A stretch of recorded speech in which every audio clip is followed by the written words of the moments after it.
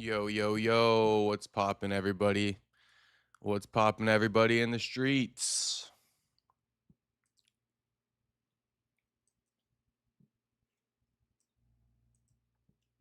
We setting up, but I'm pretty much ready to go. Pretty much ready to go.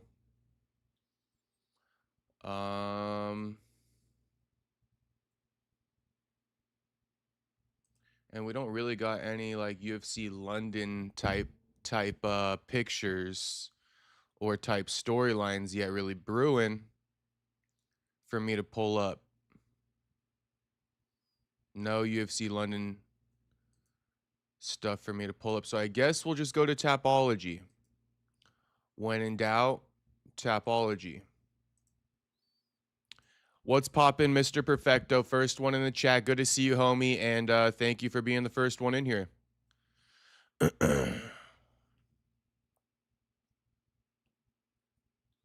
Streets here, homie, my man. Streets are most definitely here. We got one of the top soldiers in here right now. Saint RG popping in. What up, Saint RG?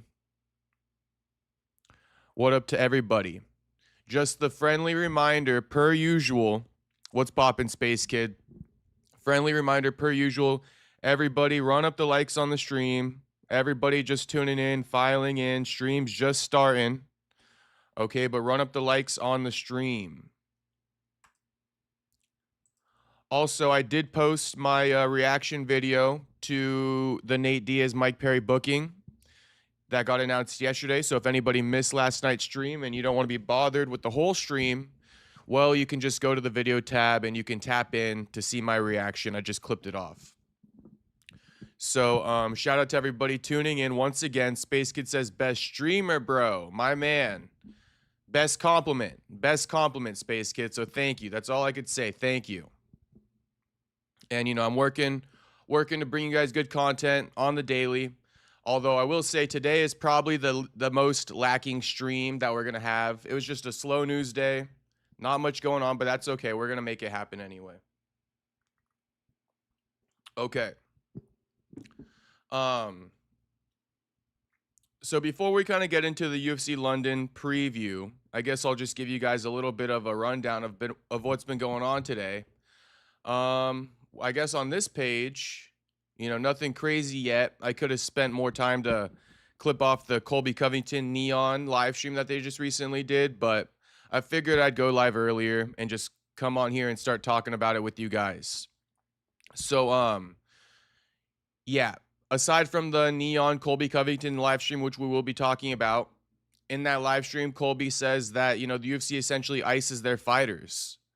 If you don't say yes to a fight, they're going to ice you. So the whole, you know, contractually obligated to offer 3 fights a year, I don't know. Might be cap. But Colby's saying, you know, if you deny fights that the UFC offers you, they will ice you. So we'll look into that. Colby can tell you better than me. Seems like he's been getting iced. So he's kind of, you know, letting some of his struggles be known. We all know Joaquin, you know, he's admitted to it. This ain't nothing I'm breaking. But Joaquin openly admitted to turning down a couple of fights after the Usman fight. Look how long he been out.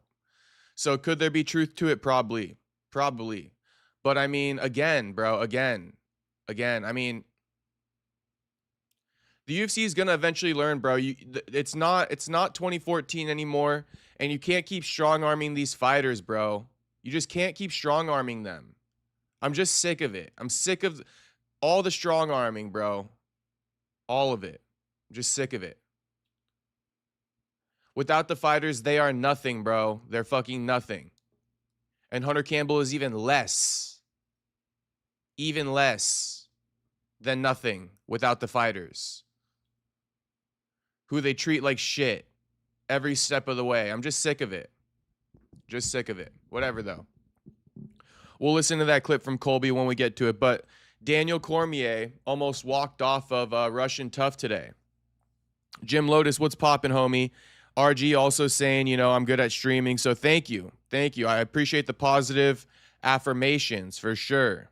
Because, you know, I think I'm good at it, but I like to know what the streets think. Better not talk shit about Gina, Brandon. I won't. Today I'm not going to be talking about Gina. M-Gal, what's poppin', homie? Medi, what's poppin'? John Dong, what's poppin'? America First, what's poppin'? Jim Lotus, what's poppin', homie? What's poppin', my man? So we will look at this video, but yeah, somebody on Russian TUF basically almost pulled out a knife. He went to go grab a knife, and DC wanted out of the show immediately. So John Jones had to kind of play mediator. And if you can't see the quote, I'll read it to you. But John Jones essentially said, DC, please, we all really need you, bro. Crazy work coming from John Jones talking to DC that way. DC, please, we all really need you, bro. All right, John. And then this was just funny as fuck, bro. Funny as fuck. I could not post this. This was killing me. And I told you guys, you know, Ronda looks a little bit sick. She looks a little gray. Looks like I'm not the only one who thinks that. You know, George Masvidal here saying, well, reacting to Ronda Rousey's new look. George Masvidal or Jorge, what's poppin', Jew? What's poppin', homie? Good to see you in here. Good to see everybody filing in early. All right. Now, George Masvidal reacts to Ronda Rousey's new look is an all-time caption, in my opinion. Her eyes, her nose, her teeth, like what type of demonology is she on? She looks spooky. I mean, Ronda looks absolutely terrible. Terrible. And I told you guys, I don't like picking apart appearance, but I mean, she looks absolutely terrible. And there's nothing we could do about it. There's nothing we could do about it. And, you know, I don't mind pointing this one out. I sure as hell don't mind pointing this one out because she even uglier on the inside. Okay, Ronda Rousey even uglier on the inside. She one of the worst personalities I've ever come across. But shout out to Jorge, Gamebred, Masvidal. All right. I think this interview that took place is on his platform, Death Row MMA, whatever. So shout out to Masvidal if he's getting into the MMA media space. But Jim Lotus goes, she is hideous looking, LOL. Yeah, so RIP Ronda. RIP Ronda. But he was also, it was more so, you know, he reacted to Ronda Rousey's new look while reacting to her dissing Dana White in the UFC to promote her upcoming fight against Gina Carano on Netflix. So that's kind of the story there. Oh, America First says, Ronda Rousey's fair game. Just don't diss my girl Gina. All right, America First. I'm picking up what you're putting down. Gina not safe, though, but she might be safe today. That's all I'm going to say. You know, Gina's not going to be safe from these, from me forever. But, you know, maybe for a little bit she will be. I'll show you guys that crazy finish when we get to it. You know, I'll show you guys all this stuff when we get to it. I'm just scrolling down to see if there's anything else worth discussing. Oh, yeah, Lorenz Larkin versus Jason Jackson has been added to MVP MMA 1 on May 16th. So it looks like they have been added to MVP MMA's inaugural event, considering that it's MVP MMA 1. So Lorenz versus Jason Jackson, two former Bellator fighters, now just with no home, nowhere to go. It's very sad. It's very sad. MVP Promotions should have signed some of these guys, but they're just too busy picking up the UFC scraps, and they don't know shit about MMA in the first place or anything about the lore. So why would you expect something like that from them? You know, but the one thing that MVP Promotions or DEI Promotions is lacking when it comes to signing talent, okay, you can sign as many Nate Diaz and Ronda Rouseys and Francis Ngannou's as you want, but where's the longevity? You know, where's the longevity? Where's a prospect? And I'm not necessarily calling Lorenz and Jason Jackson prospects, but I would say that, you know, all three of the people I named, or, you know, however many, you know, Mike Perry, Nate Diaz, Ronda Rousey, and Ngannou, I think they're all longer in the tooth than fucking Jason Jackson. And Lorenz Larkin, yeah, he pretty long in the tooth too. But Lorenz Larkin, he kind of reminds me of Benjamin Button. Somehow that man keeps getting better with age, and it's probably because of the inactivity throughout his career that's plagued him ever since leaving the UFC in the first place. So, you know, tune into this one. Go support, bro. Go support, man. I mean, we're over here. This is my thing, though, and this is what pisses me off because I keep the same expectation across the board. Anyone who wants to glaze up Ronda Rousey versus Gina Carano, speak about this fight too, motherfucker. Speak about this fight too. Don't let this fight go under the radar. And while you're the same person glazing up Ronda Rousey versus Gina Carano. Okay? This deserves to be hyped up, especially if people are hyping up Ronda Rousey versus Gina Carano. Now, I don't need to hype this up necessarily because I never hyped up Ronda Rousey versus Gina in the first place. Because I respect MMA and I have a standard. But I'm just saying, just keep an eye out, right? Who promotes Ronda versus Gina? Who talks about it like it's the next biggest thing going to compete with UFC White House? You already know who. Ariel Helwani's platform. Okay, let's hear how many times they speak about Lorenz Larkin versus Jason Jackson. I'm telling you, they don't love the game. They don't love the game. They do not love the fucking game. I don't know what's wrong. I don't know what they, no clue. That's for someone else to answer what the fuck they're in this for. But I did just want to call out Charles Johnson real quick. Just a quick little side note. Hopefully Charles Johnson doesn't come into the stream. But but this is the kind of things that Charles Johnson does on the daily that comes across my Twitter feed that just low-key pisses me off. Like, somebody's posting about the UFC debutante getting custom shorts, right? So they go, custom shorts for the UFC debut. And then Charles Johnson responds and he's like, crazy, but they denied me multiple times. Some BS, really. It's just always this type of temperature coming from Charles Energy Johnson. Always this type of temperature. He's saying a lot of things without saying a lot of things, Crazy, but they denied me multiple times. Some BS, really. Essentially saying like, so I don't get it, but a debuting fighter gets it. It's like, bro, this ain't like, come on, man. Come on. Like, it's just every day with Charles Johnson, it's this type of shit right here. Every day with Charles, it's something along these lines. Or it's, letting us know that he knocked out Joshua Van. So it's nothing really serious. But because I do always be talking about Charles Johnson, I just wanted to bring this up to you guys that, he butthurt because the debutante is getting custom shorts and he hasn't. Bro, who are you, Charles? That's what you have to ask yourself. Who am I to the UFC for them to want to give me these shorts? That's what I keep saying about Charles. But Charles only focuses on the fact that he, knocks people out and shit. So I hate the fact that I keep hating on Charles, but I hate the fact that I keep hating on Charles. I'm just going to leave it at that. There is no silver lining in this. Okay? There is no silver lining in this. I am hating on Charles actively at the moment.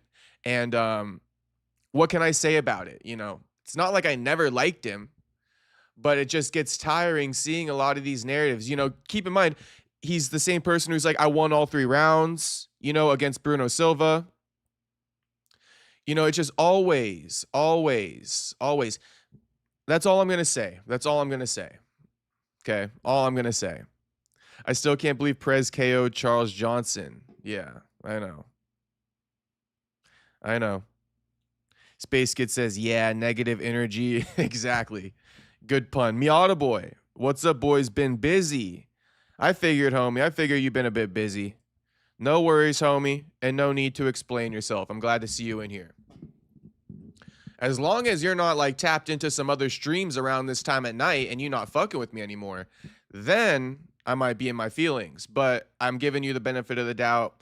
I've been assuming you're busy, Miata boy, so shit. No need to explain yourself. What's understood don't gotta be explained. Unless you've been active in some of the enemy's chats. Then there's no excuse. Then there might be a bit of smoke, if you ask me.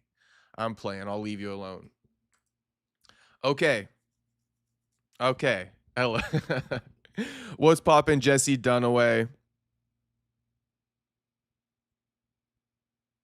John Dong says, before that fight, Charles Johnson versus Perez, I was wondering how Johnson versus Kopp would go. Imagine what Kopp would have done to him. I mean, yeah, I see what you're saying. John Dong.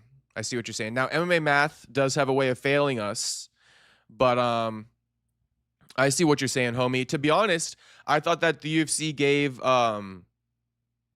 I thought that the UFC gave Charles a good matchup in Alex Perez, and he fumbled that matchup. You know, I thought that the UFC was looking out for him.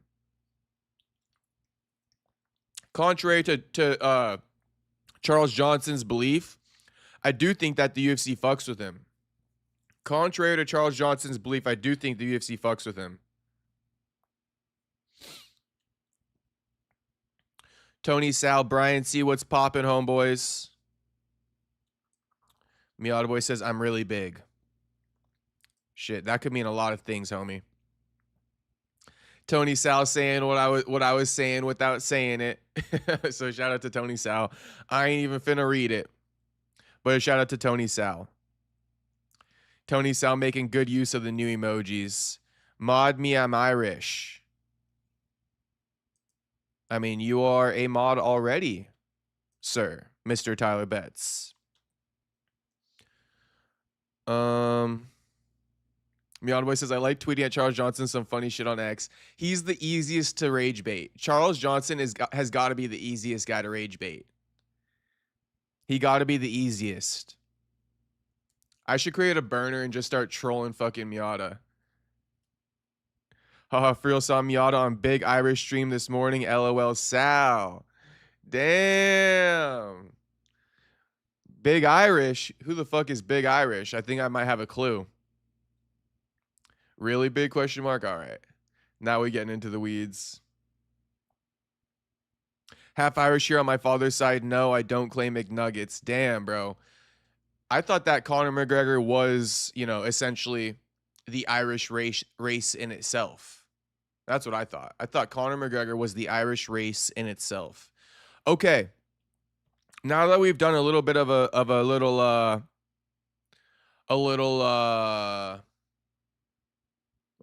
don't know the word. Kumbaya. Now that we had a little kumbaya in the chat, right? Shout out Perfecto, dropping the fire and the smoke emojis. We off the cush right now, but we finna hit a nice bowl once we get off stream. But now that we had a little kumbaya moment in the chat, let's go ahead and start breaking down UFC London. All right. Now, I'm not going to have a crazy amount of things to say, but I did suss out this card a little bit, and I do have some opinions. So let's just get right into it. Tyler says, LOL, I'm headed to the pubs. Had to stop in to support and say what's up. My man, thank you for coming in to support. That's right. People are going to be doing some like St. Patty's Day shit today, aren't they? Maybe it worked out in my favor to be early on the stream. But I was just like, fuck it. I'm just sitting on my hands at home. I might as well just run it. Time to hit, or I went 10-4 this weekend, boys, or last weekend, 10-4 on the picks. Good shit. Good shit. And good shit that I'm live already for St. Patty's Day. I'm not a guy who celebrates pretty much any holidays. Like, I could give a fuck. Like, I feel no obligation to do anything different today than I do on any other day of the year. You feel me? But shout out to anybody, you know, who's celebrating. That's you, right? I'm just telling you guys my perspective on things and how I do things. Shit. These types of days, I never feel no obligation to do anything different. Like, I'm finna hit the gym after stream. I just been home. I went to the store earlier. Like, I just did all the same normal shit. You feel me? I didn't put on no green today, so yeah, the holidays, they don't really obligate me to do anything different. In fact, I look at it like the first thing that crossed my mind when I just found out it's St. Patrick's Day, by the way. I have seen a couple of posts, but I don't know. It just went right through me. No diddy. Went right through one ear and out the other. There we go. Okay, but I was gonna say something else real quick before we get started on UFC London, which was I guess I forgot. Let me try to rewind it. I don't like forgetting what I was gonna say. I just found out it's St. Patrick's Day. Holidays, they don't really obligate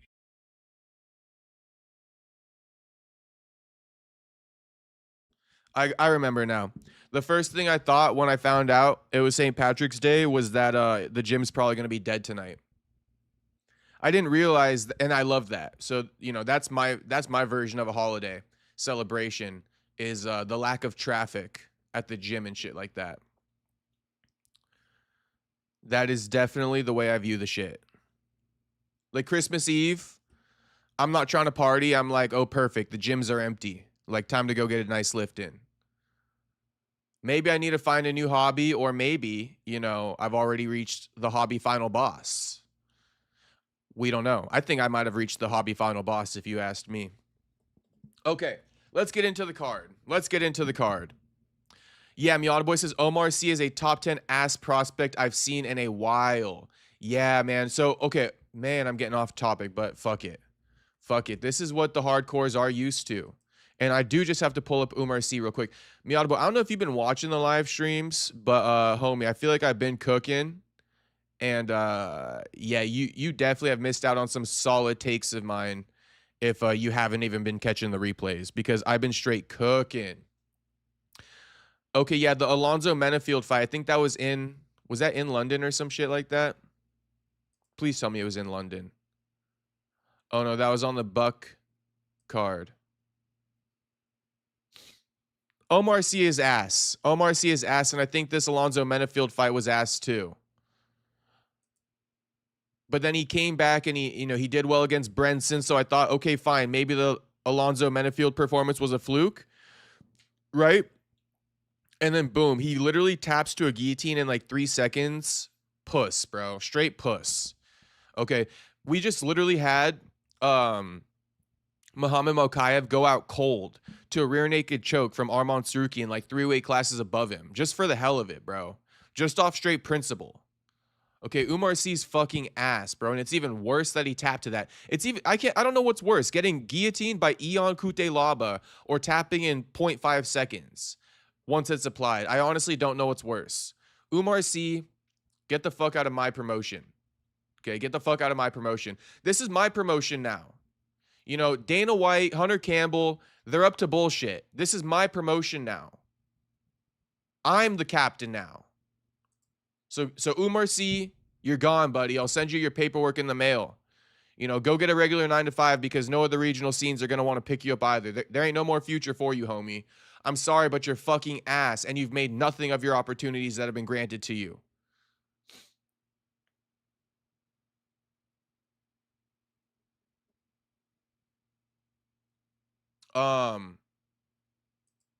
Okay. Back on topic, and I'm not getting off topic until I'm done previewing this card. Okay. We're skipping the women because we don't fuck with women's MMA. And whatever. I'm the only one keeping a buck about that shit anyway. So we skipping the women straight to the men. Shamrock. And, whatever. I'm skipping the women, but look, they're the first 2 on the card. Is that a coincidence? No. It ain't a coincidence that they're the first 2 on the card. Okay, we're getting them up out of the way quick and early so we can enjoy the rest of the night so it doesn't get stunk up. Okay? Skipping right past it as if they're not even fighting. Shamrock versus Al Selwadi. I'd be lying if I told you I know shit about Al Selwadi. Now, I did watch Shamrock perform. And to be honest with you, he got railroaded by Nurullo Alaev. He did get railroaded by him. How tall is this guy Alaev? 5'10". This dude Abdul, how tall is he? 5'8". Okay. So this is going to be more of a friendly size matchup for Shamrock, because Shamrock was very undersized in that last fight with Nurullo. How tall is Shamrock? Okay, and it's going to seem weird because Shamrock's 5'11", but Shamrock is super skinny. And, I mean, I guess it makes sense because of how tall he is. But, yeah, Shamrock in that fight with Nurullo, he just looked very, out of sorts. So, Shamrock's going to get a better fight going now. Shamrock and Al Selwadi. Miata Boy, drop your thoughts on Shamrock versus Al Selwadi since I don't know shit about this matchup, really. Louis Sutherland. See, this is why we've been kind of missing Miata Boy. As long as Miata Boy hasn't been fucking unfaithful to the channel, we've been missing him. because Miata Boy could give us some context on some of this hardcore shit. Louis and Brando. Again, do I know Brando Perrick? No. Do I know Louis Sutherland? I mean, I know that he looks like he got off the juice. He's 0-1 in the UFC. Lost to Walter by heel hook in round 1. Now he's going against Brandon Perrick. Brandon Perrick coming, you know, signed off of the regional scene. How the fuck does this guy get signed to the UFC 3-1? What is going on here? This guy's 31 years old. He clearly just got signed to get ran through. This guy got signed to the UFC with a 4-1 record. Dude got signed to the UFC with a 4-1 record. What's going on here? 31 years old. Signed at 4-1.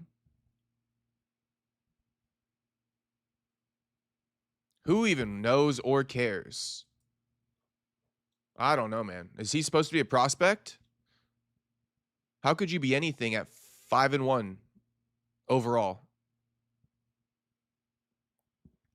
Miata Boy says Shem is losing. He gassed in his last fight, and Abdul Karim Al Sawadi has crazy cardio and good hands when he isn't trying to overswing. Okay, okay. Does Shamrock have a chance with the grappling in this fight or no? Because that's obviously Shamrock's bread and butter. You know, he's not as much of a striker as he is a grappler.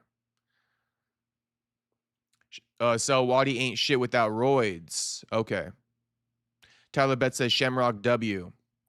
And Miata Boy says Brando Parakick is really good.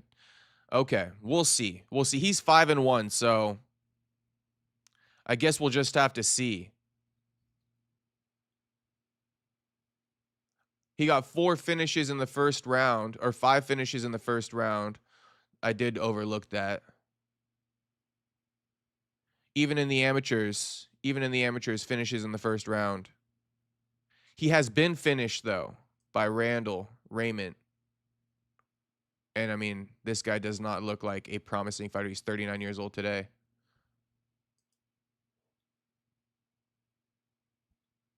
So it's like, yeah, he's knocking out 0-0s, right? This is why we got to look at records, because homie's knocking out 0-0s, right? He's knocking out 15, 14, and 2s. And, you know, his best knockout is the 2-0 in his MMA debut, and then his UFC debut, right? Knocking out a 5-1 guy. But, I mean, are we really going to say he's good because he knocked out an 0-0 guy as a 3-1 fighter, or an 0-0 guy as a 2-1 fighter, or a 15 and 14 and 2 guy as a 1-0 fighter? I mean, he lost to a fucking 38-year-old 13-3 fighter at the time. So just, you know, could be sus. This dude's record could be super sus. You know, yeah, he got first round finishes, but again, amateurs 0-0. You know, I know he was 0-0 as well, but I'm just saying. 1-0 versus 2-0. So, like, yeah, just tread carefully with this dude.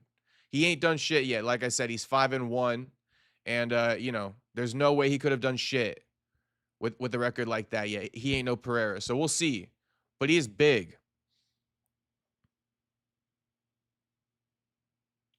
Miata Boy says Abdul Karim beat George Hardwick on Contender Series and 30-27 him.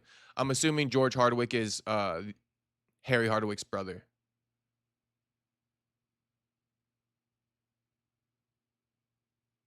Antonio Trocoli versus Montaz Condravezius. Okay, we are really in the weeds for these early fights. Lots of guys I don't know. This guy's debuting, so perfect that I don't know him. This one is justified. Antonio Trocoli, 0-3. I mean, we all know the story with this clown. He a poker player, and he actually a pretty good poker player at that, but he's also the ex-husband or the ex-boyfriend. Sorry, the jealous ex-boyfriend of Mackenzie Dern. You know, Preston Mackenzie Dern's baby daddy after dropping his daughter off at school. Fuck this guy, Antonio Trocoli. I will never like him. And, you know, bottom line, I will never like Antonio Trocoli. Don't really care about him at all, but I think he had some, like, I don't know. Did he ever pop for anything?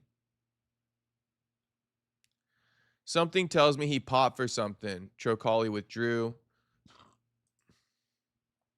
Trocoli withdrew. Who knows? Kind of talking out my ass with whether or not he popped for something, but I just don't like Trocoli, so we'll just leave it at that. So Montas, we rocking with you, homie. Go get the job done. Mario Pinto, Felipe Franco. Mario Pinto is the top prospect at heavyweight right now, probably. He probably the best prospect that the UFC has, 2-0. And this is the dude who like faked like he couldn't speak English, but then he could in his Octagon interview. And this dude's the real deal. Disposes of an undefeated guy on the Contender Series in the first round, right? 6-0 versus 8-0. I mean, that is more so, something to pay attention to. Knocking out a 13-5 guy. I know it's Austin Lane, but I'm just saying. Okay. He's doing what he should be doing to Austin Lane, right? It would have looked way worse if he didn't knock out Austin Lane, but he's doing what he should be doing to an Austin Lane. And then who's also fighting on this card. But then Jonta Diaz, right? Again, second round knockout, 10-0 versus 9-1. So these are good records to be going up against at this stage in his career, and he's passing with flying colors.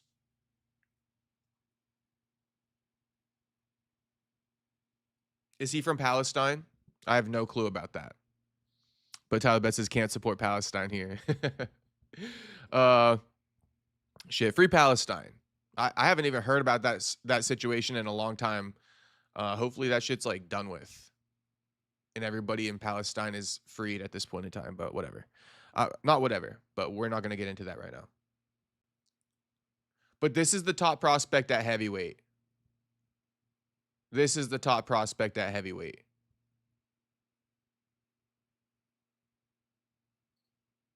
Mario Pinto going up against Felipe Franco. Felipe Franco 0-1. Okay, so he lost Contender Series and he got signed to the promotion. He's going to be making his debut. He got a lot of finishes too. But again, you see the difference. You see the difference, right? Look at his opponent's combined record. 0-5, 0-2, 0-0, 0-2, 0-0, 19-16, 0-1, 0-0. Then he gets on Contender Series after fighting straight cans and loses to a 3-0 guy. Then wins 2 more fights, beats a 10-7 guy, a 1-1 guy. Now he's signed to fight the top prospect in the UFC heavyweight division, Mario Pinto. Put the house on Mario Pinto, boys. Put the fucking house on Mario Pinto. Minus 550 heavy favorite. Put the house on him. Lerone Keita. This dude was he a 2-division champion from Octagon or a 1-division champion? He won the belt at featherweight here, it seems. And then he won the belt at lightweight here.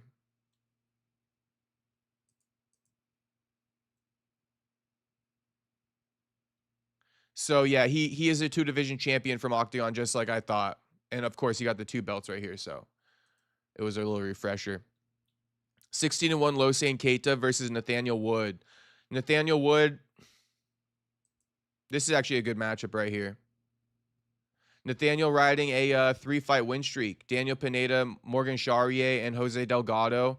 So he's making, he's doing his thing against, in the last 2 fights, Charrier and Delgado.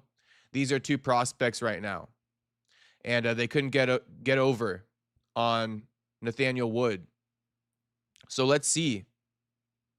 Let's see if Nathaniel Wood can do it again against one of the other so-called prospects, 28 years old, Lerone Keita versus 32-year-old Nathaniel Wood. Nathaniel Wood hasn't necessarily reached gatekeeper status yet. So I mean, he's still in the running for contention, and like I said, he's 3-0 right now. He on a 3-fight win streak right now. I was super high on this dude in 2020 before he lost to John Dodson. But whatever. Shit happens sometimes. My boy says that's going to be a good fight. 2 prospects. True, true, true. Although Nathaniel's in that point right now where he kind of passed prospect, and it's like it's time to make your run. You know, Nathaniel's like it's time to make that run. This is a must win. This is a must winner. He could find himself starting to get demoted to like you know, gatekeeper status because he does, you know, he goes on these streaks and then he loses the big fight. So he needs to win the big fight, and maybe Losane is the big fight. Who's here after Hamza beat Strickland? Shout out to AI2A. Good to see you in here, homie.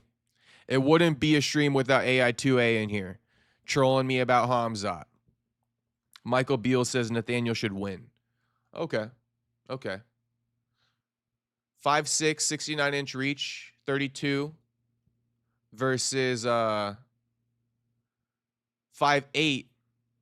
no reach, 28 years old. Wait, is Losane making his debut? Oh.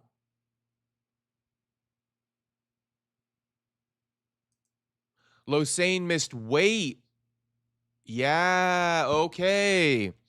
Losane missed weight against Pitbull, and Pitbull pulled out of that shit. Weighed in at 149. Missed weight by 3 pounds. Pitbull didn't take the bout. Second attempt at featherweight. This is the UFC's classic move. Homie wins a belt at featherweight, moves up in octagon, wins a belt at lightweight, and UFC says, if you want to come here, you got to get signed at featherweight. They did the same shit to Conor. They literally did the same shit to Conor. You know, Conor, lightweight and featherweight champion in Cage Warriors. He had already moved up to lightweight, and the UFC's like, nah, you wanna come compete for us? Come back down to featherweight. UFC loves to keep these guys in their underachieved weight classes. Consider the same one. The Asian fighter. The Asian fighter. Consider Patchy Mix. He had to move up too, right? I'm not saying Patchy Mix was already moved up to 45, but like the UFC likes these guys to fight a weight class below. You know, Patchy Mix is one of them. I'm trying to think of the other Asian fighter, bro, who came over from Ryzen. You know him. He's got a brother. Someone drop it in the chat. The guy who got a brother who got destroyed by that Russian dude at Ryzen's New Year's event. You guys should know who I'm talking about. He just recently moved up to featherweight from bantamweight, if I'm not mistaken. Someone drop his name. It's going to piss me off. Asakura. Kai Asakura. Yeah, Kai Asakura. Conor McGregor. Get lost, AI2A with that one. He ain't even Asian. Kai Asakura. Kai Asakura, I think he had already moved up to featherweight in Ryzen, and, you know, UFC signed him at bantamweight. It's just typical. Now he moving up. So, Conor McGregor again. Patchy Mix is on a generational career downfall. Shout out to Mix. Yeah, shout out to Patchy Mix. Miata Boy says Kai. Thank you. Thank you. I did get it eventually, though. Okay, so yeah, Losane Keita. It's a good fight. It's a good fight. I just want to break it down a little bit for you guys. But homie making his official debut, and he failed his weigh-in at 145 in the last one. He was super sorry. Not meaning like, you know, he was apologetic, but he was a sorry-ass dude after missing weight. Homie was a sorry-ass dude after missing weight. You know, he was begging homie to take that damn fight. He was sorry as hell. It just wasn't a good optic. So I'd like to see, you know, what kind of Losane Keita shows up, because, I mean, if we're talking aura, Losane lost a lot of aura before his UFC career has even started. You know, homie couldn't even make weight. He missed it by 3 fucking pounds. Then his opponent turned it down altogether. He went through all that for nothing. Here he is again, you know, and it's Nathaniel Wood, the prospect. Okay, Nathaniel Wood, that's his nickname. But let's see what Losane got. Let's see what Losane got. Axel Sola is a straight beast. Axel Sola is a straight beast. Okay, what he did to Rise McKee was insane. This is a dude, if you watch him fight one time, you will not forget about his ass. No diddy. Okay, but this dude right here, ooh, I got some lore for you on this one. I didn't even know about it, but I got some lore for you on this one. This guy, Axel Sola, is the real deal. Where is he even from? Is he like French or something? Or I'm not really recognizing his France. Okay, yeah, he's from France. And he showed out, I believe, at that UFC London card. Yep, Kyle versus Braulio. Not UFC London, sorry, UFC Paris.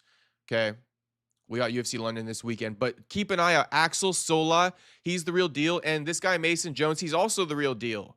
All right, let me tell you a little bit about Mason Jones. Mason Jones comes into the UFC early on. Okay, he debuts against Mike Davis. We all know how good Mike Davis is. Mike Davis and Mason Jones had a tough fight. They had a very tough fight. And Mason Jones, you know, he did test Mike Davis to the point where I respect Mason Jones after seeing that performance, even in the loss, because of how good Mike Davis is. Mason Jones, you know, he had a bit of a rocky UFC record after that. No contest. He beats Onama, loses to Ludovic, gets cut with a 1-2-1 record. Okay. Goes back to Cage Warriors. He got signed to the UFC off of Cage Warriors, but then he got cut. Goes back to Cage Warriors, 4-0. Gets re-signed to the UFC. Okay. Currently on a 2-fight win streak over Jeremy Stevens and Balaji Oki. Now he finds himself against Axel Sola, and this is the real test right here. This is the real motherfucking test right here. All right, Balaji Oki, that was a good test, but that was almost like, you know, that for all the shit Mason Jones been through, for how good of a fighter he is, I mean, Balaji Oki had that shit coming. Meaning Mason Jones was always expected to run through Balaji Oki. If you knew, you knew.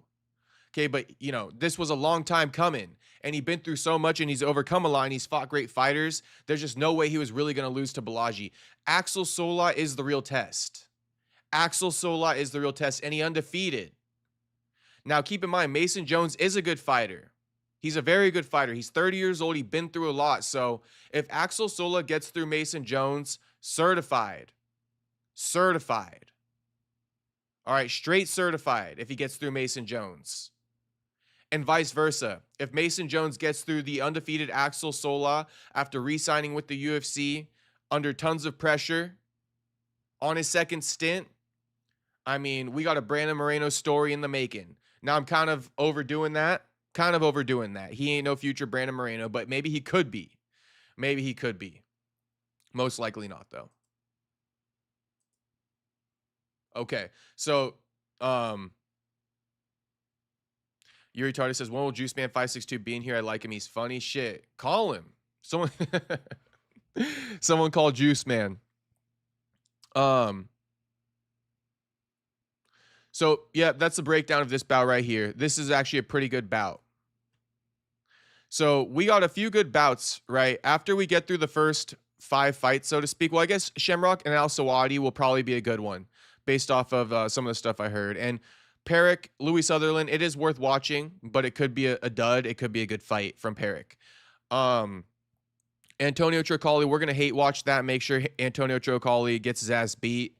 And then, you know, then the good fights start, right? The top heavyweight prospect. We got 2 essential, you know, one guy who's trying to make his run right now, right? His defining run in the UFC. He's trying to make it right now. Nathaniel Wood. He's been through a lot of fights in the UFC. Now's the time to make that career-defining run against the prospect, Losane Keita.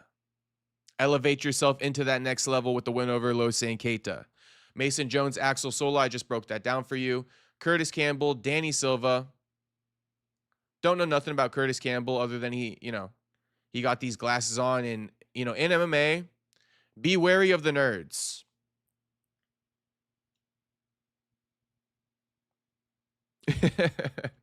What's poppin' to Dylan? Good to see you in here, Dylan. Dylan says sub Castro. And then he goes, Castro, if I can give you a piece of advice, just know whenever you give your takes, always keep it 55th Street. Shit, I will, homie. I will. We always keeping it 55th Street over here. Shout out to Crit Mac. David Panda, what's poppin', homie?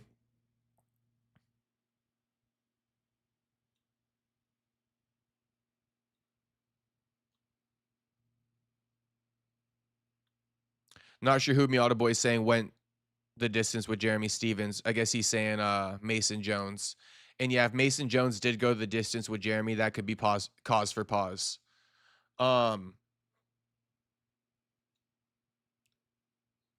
Yeah, I don't got much to say about this one other than the fact that in MMA, you watch out for the nerds, bro. The nerds, for some reason, you see a googly-eyed dude like this rocking the big old glasses in the cage, and he got a belt on in his Tapology pick. I mean, and he got custom shorts on his debut. The writing's on the wall. Just be careful, you know. Nerds in MMA, they're trouble. In other words, there's a reason this dude is so fucking secure. There's a reason. Now, I could be wrong, but I'm just saying, you know, always tread carefully with the nerds. You always tread carefully with the nerds. And I'm not even really going to pay much mind to Danny Silva. He 2-1 in the UFC. And honestly, I could just really care less about Danny Silva. No offense, Mr. Danny Silva. LOL cooked. Okay. Roman Dolidze, Christian Leroy Duncan. This is a good fight, and I'm just going to say this off the back.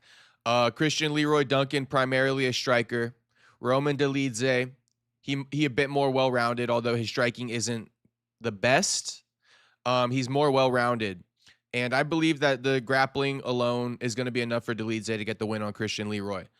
Christian Leroy has lost to worse. You know, he lost to Gregory Rodriguez. He lost to Armin Petrosian. So I could just see it happening. I could see Roman grappling this dude and this dude not having any answers for it. So look out for that one. But I think Roman Dolidze, a great lock. I was about to say lock of the night until I realized that Iwo Barnowski is fighting Austin Lane, and this is the lock of the night right here. Minus 410 favorite Iwo, taking on plus 300 underdog Austin Lane, 1-4 in the UFC. I've been seeing highlights of this dude getting knocked out all over X all day today. I'm sure you guys have seen them too. Yeah. I mean, not much to be said, right? Not much to be said. Austin Lane finna get knocked the fuck out. This is the lock of the night. Iwo. Undefeated Iwo versus 13-7 Austin Lane. CLD gonna win, says Tony Sal. Okay, we'll see. We shall see. But I mean, minus 340 favorite for Christian Leroy. Damn, bro. What the fuck? How the fuck is Christian Leroy that big of a favorite? What is going on? Whoa. Whoa. CLD smoked Eric Anders, and I won't forgive him for it. Happy retirement to Eric Anders. Gravy Show, what's poppin'? Watching Emmett get heamed the other night was low-key kind of funny. He was fighting ghosts in there. He was still fighting the ghost of Ilya Topuria. Damn, I can't believe CLD is such a big favorite. That's kind of tripping me out.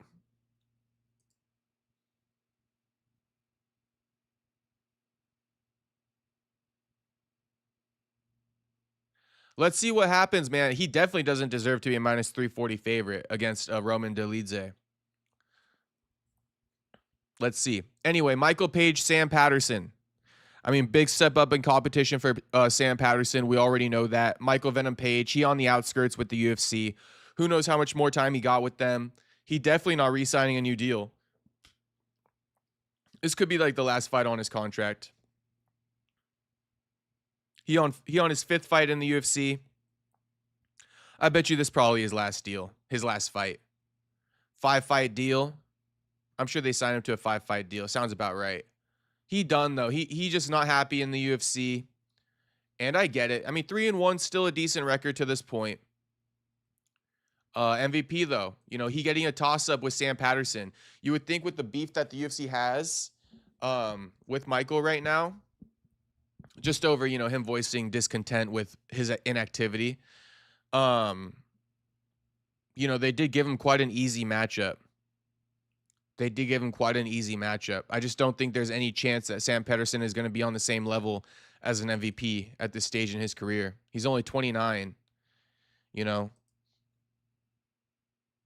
So I'm rocking with MVP. Plus 195 underdog is Sam Patterson, minus 250 favorite MVP. Luke Riley, he's the main event. And Luke Riley, he the real deal, bro. This dude got a nice win in his debut against Bogdan Grad. Now, Bogdan Grad, who is he? I mean, who knows? I mean, it's like he whatever, right? He a whatever. Bogdan Grad is like a whatever. So it's not really saying much that he beat Bogdan Grad, but you know, he did finish, dude. And he looked very impressive. Luke Riley looks very impressive. He's also we'll see. We'll see as time goes on. I'm actually not sure yet if Luke Riley is undersized for it looks like he's not undersized for featherweight. He's 5'9" as a featherweight. I think that's a perfect size for it. Just a bit skinny. Michael Aswell Jr. He beat Lucas Almeida, lost to Balaji. Lost to Bogdan Grad. Oof. Okay. All right. So this Michael Aswell, he getting set up to lose. This is a setup right here. This one's a setup. Michael Aswell Jr.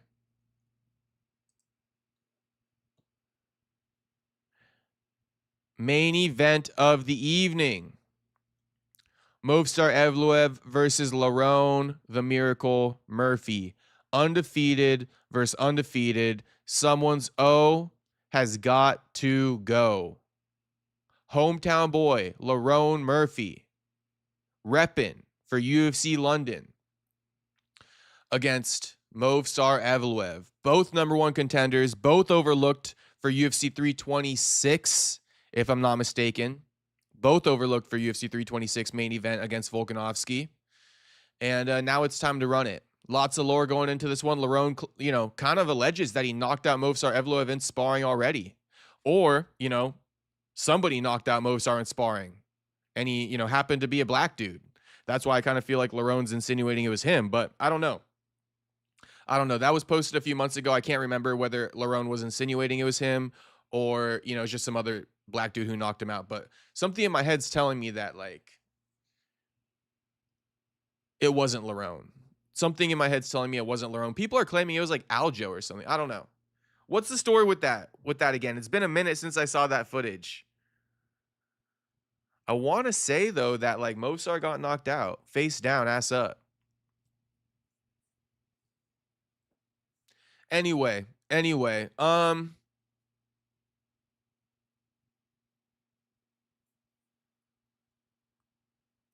I'm going to rock with Lerone Murphy, bro. I'm going to rock with Lerone Murphy on a simple fact that I like his style more.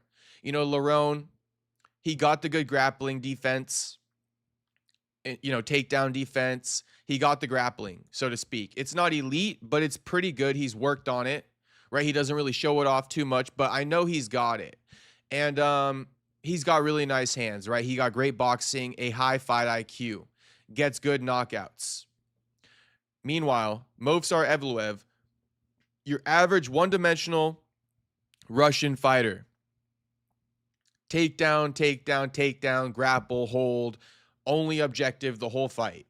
And, you know, I'm rocking with Lerone, bro. I'm not giving you guys advice on how to pick this one, but I'm just saying I'm rocking with Lerone. Movsar got one ticket to victory. It's to secure that takedown. And, I just don't fuck with that anymore. I'm just over it. And yeah, you know, I don't know. If he does happen to beat Lerone, okay, congratulations, Movsar, but it'll be boring as fuck for sure. And I'm just rocking with Lerone, bro. I'm rocking with Lerone.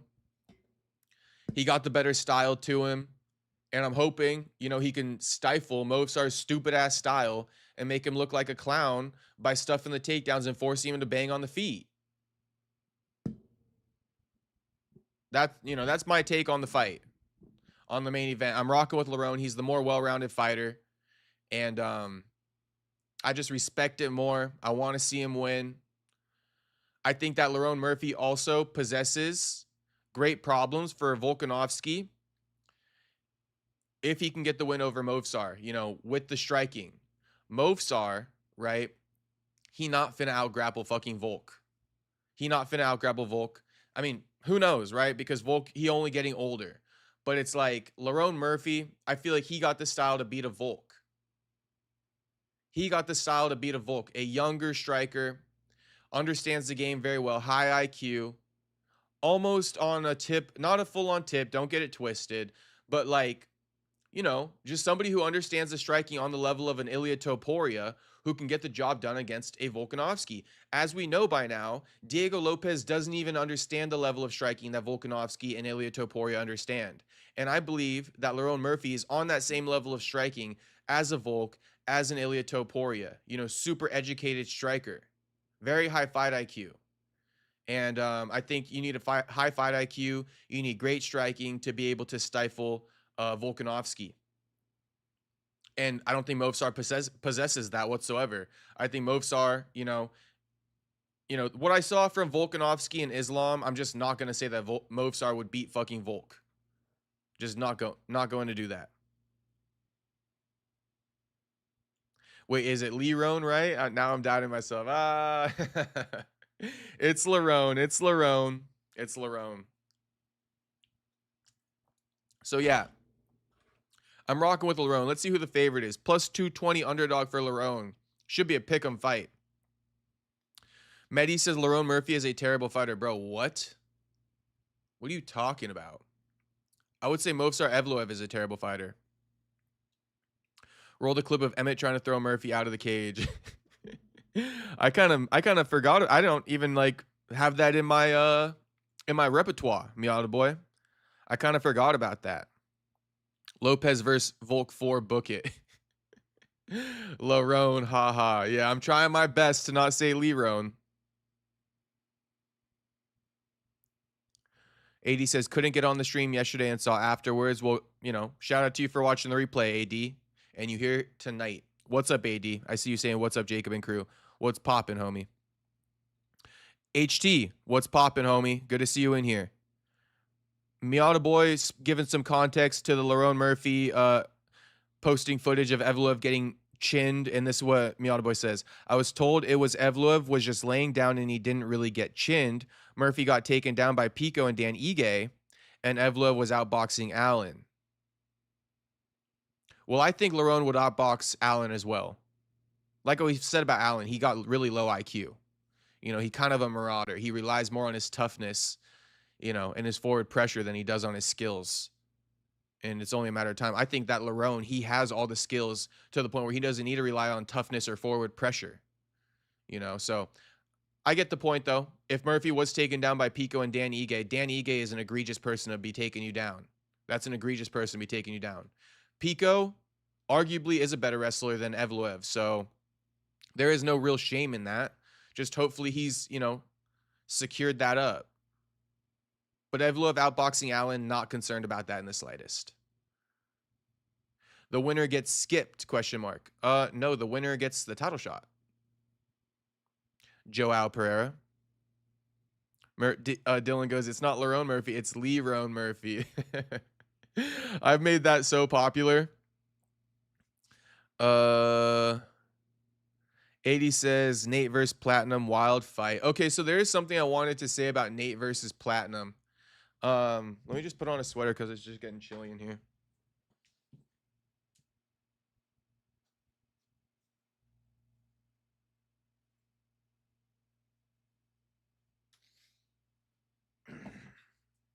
All right, so Nate versus Platinum. By the way, everybody run up the likes on the stream. Run up the likes on the stream. I haven't been getting on you boys, but come on now, 25.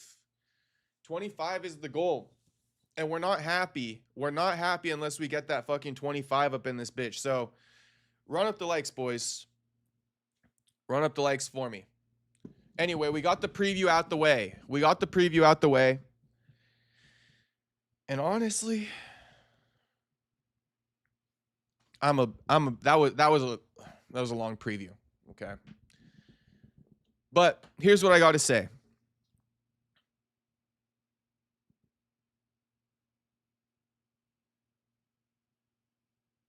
How does Gene Silva have any chance with Volkanovski? I don't know. I wouldn't say he does. The fuck happened to Emmett? Viejos is good, bro. Viejos is good. Emmett dropped Lerone on his head.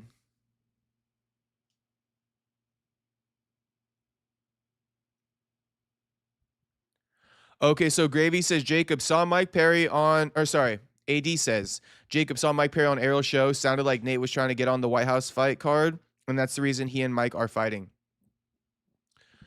I also listened to that interview, and I didn't come to that conclusion, if I'm being honest, AD. It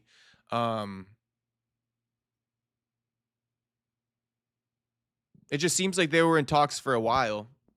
I don't think Mike spoke much about Nate trying to get on the White House card, but if he did, I probably just missed it. My thing about that, though, my thing about Ariel's interview with fucking Mike Perry is like, Ariel's not even interested in the fight, bro. He doesn't even know the first thing about the fight. And like, all Ariel was talking about in the interview. Hold on.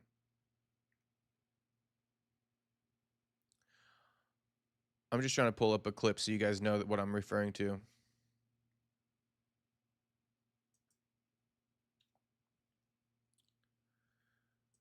Okay, well, yeah, so while Ariel was interviewing Mike, I just found it super weird because Ariel would not stop talking about like the trash talk back and forth that's going to be going on in this fight, and it's like, dude, you're killing the hype and the promo before it even gets there. Like, these guys haven't even started talking trash yet, and you're like assuming that this is how it's going to go. Like, yeah, it's probably going to go that way, but you don't need to assume it necessarily. I don't know. If you watch the interview, you might understand what I'm saying. If you didn't watch the interview, it might be better because go watch it. Go watch it. I mean, Ariel's just like glazing up Mike so hard. It was super cringe. It was like kind of zesty. It was on a level of zesty, bro. It's like, can't even explain it. But Ariel's like, oh my God, I can't wait for this. Like, you guys, the trash talk is gonna be so insane. Like, I'm just like, dude, what the fuck? Like, you're having Mike Perry on and you're like, the trash talk is gonna be so insane. Like, you got nothing else to really, I mean, like, yeah, he had a lot of other questions, you know. One of them was pertaining to his contract with BKFC and his future with them. And that's the stuff I tuned in to hear about, you know, not like, oh my God, I can't wait. You know, what's Nate gonna say to you? How many people are you gonna bring? This is the type of shit Ariel was asking him. How many people are you gonna bring? You know, to the fight week, because you know Nate runs with the crowd. It's like all this weird stuff. It's hard to explain, but it's just super zesty, super goofy, and it had to be said. I listened to the Ariel Mike Perry interview and I was like, oh my gosh, bro. Oh my gosh. Pull up Mike's pants, please, Ariel. Just pull him up already.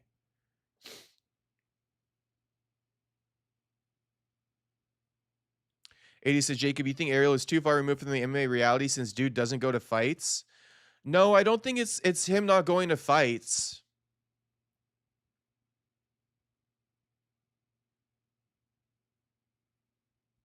Let me put it to you guys in a simple term, though. Let me put it to you guys in a simple term. You guys know about this sport, right? You know about this sport. And it's like, do you really think that Ariel's the type of guy who sits there and really loves combat sports? Like, do you? Do you think so? Because I don't. And I think that's Ariel's biggest problem. Is like, he doesn't really love combat sports. He just kind of covers it, I guess. Hard to explain once again, but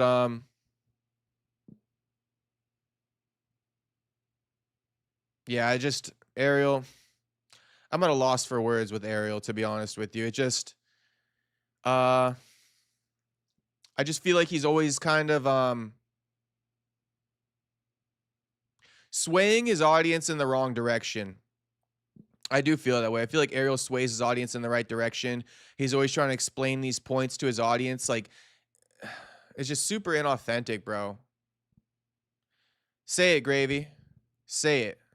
Say it.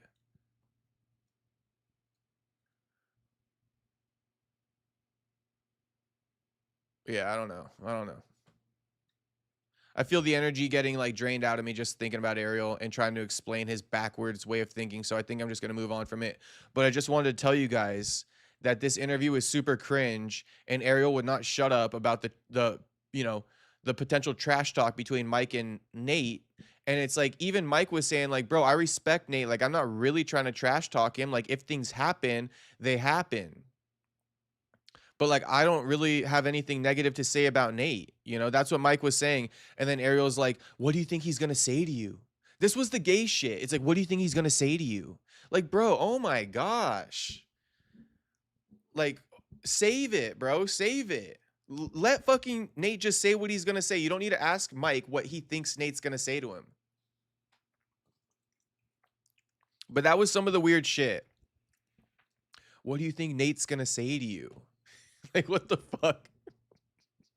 What the fuck, bro?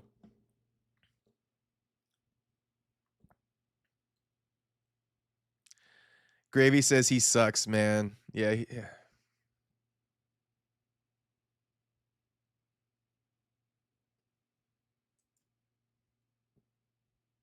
All fat Ariel right now. Yeah, it's just like,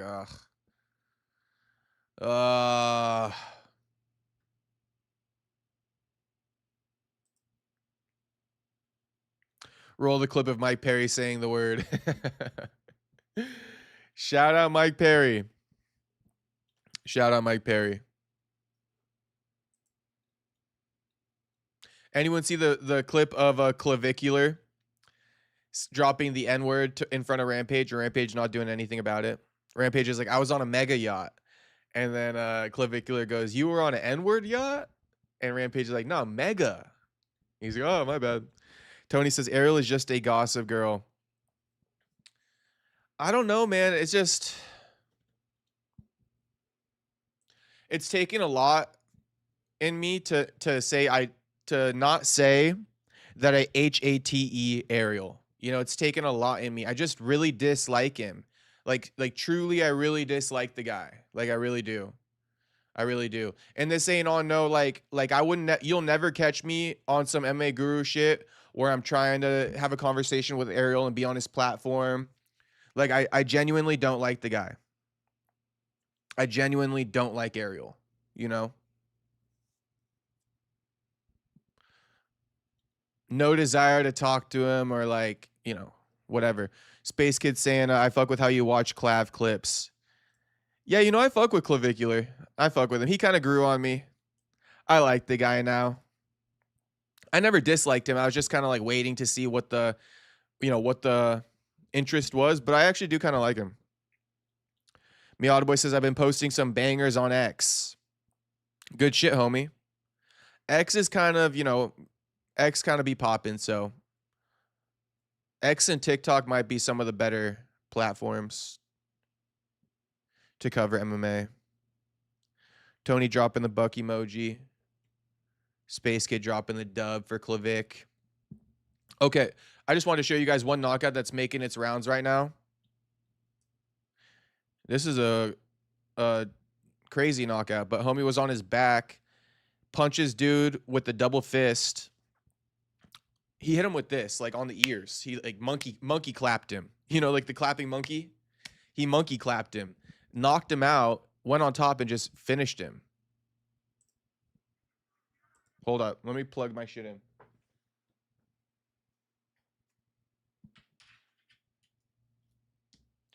Oh wait, and let's also do a poll.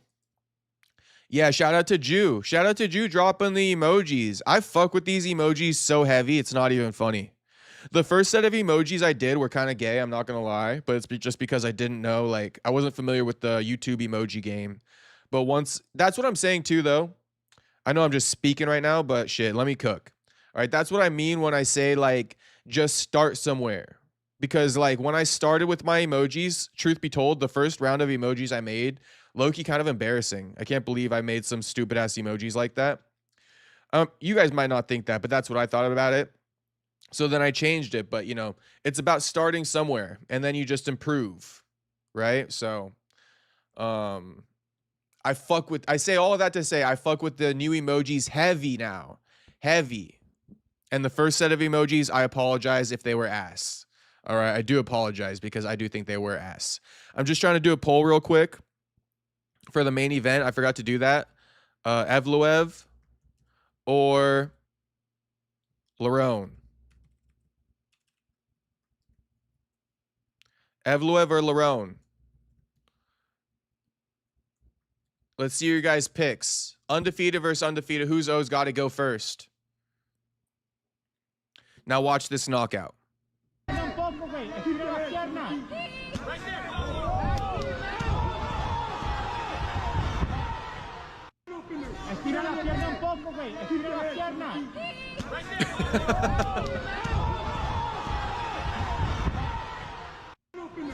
It's because he didn't see the punch coming. Look at the dude on top. He kind of like looks forward and he just didn't see him coming. You can see it. Watch.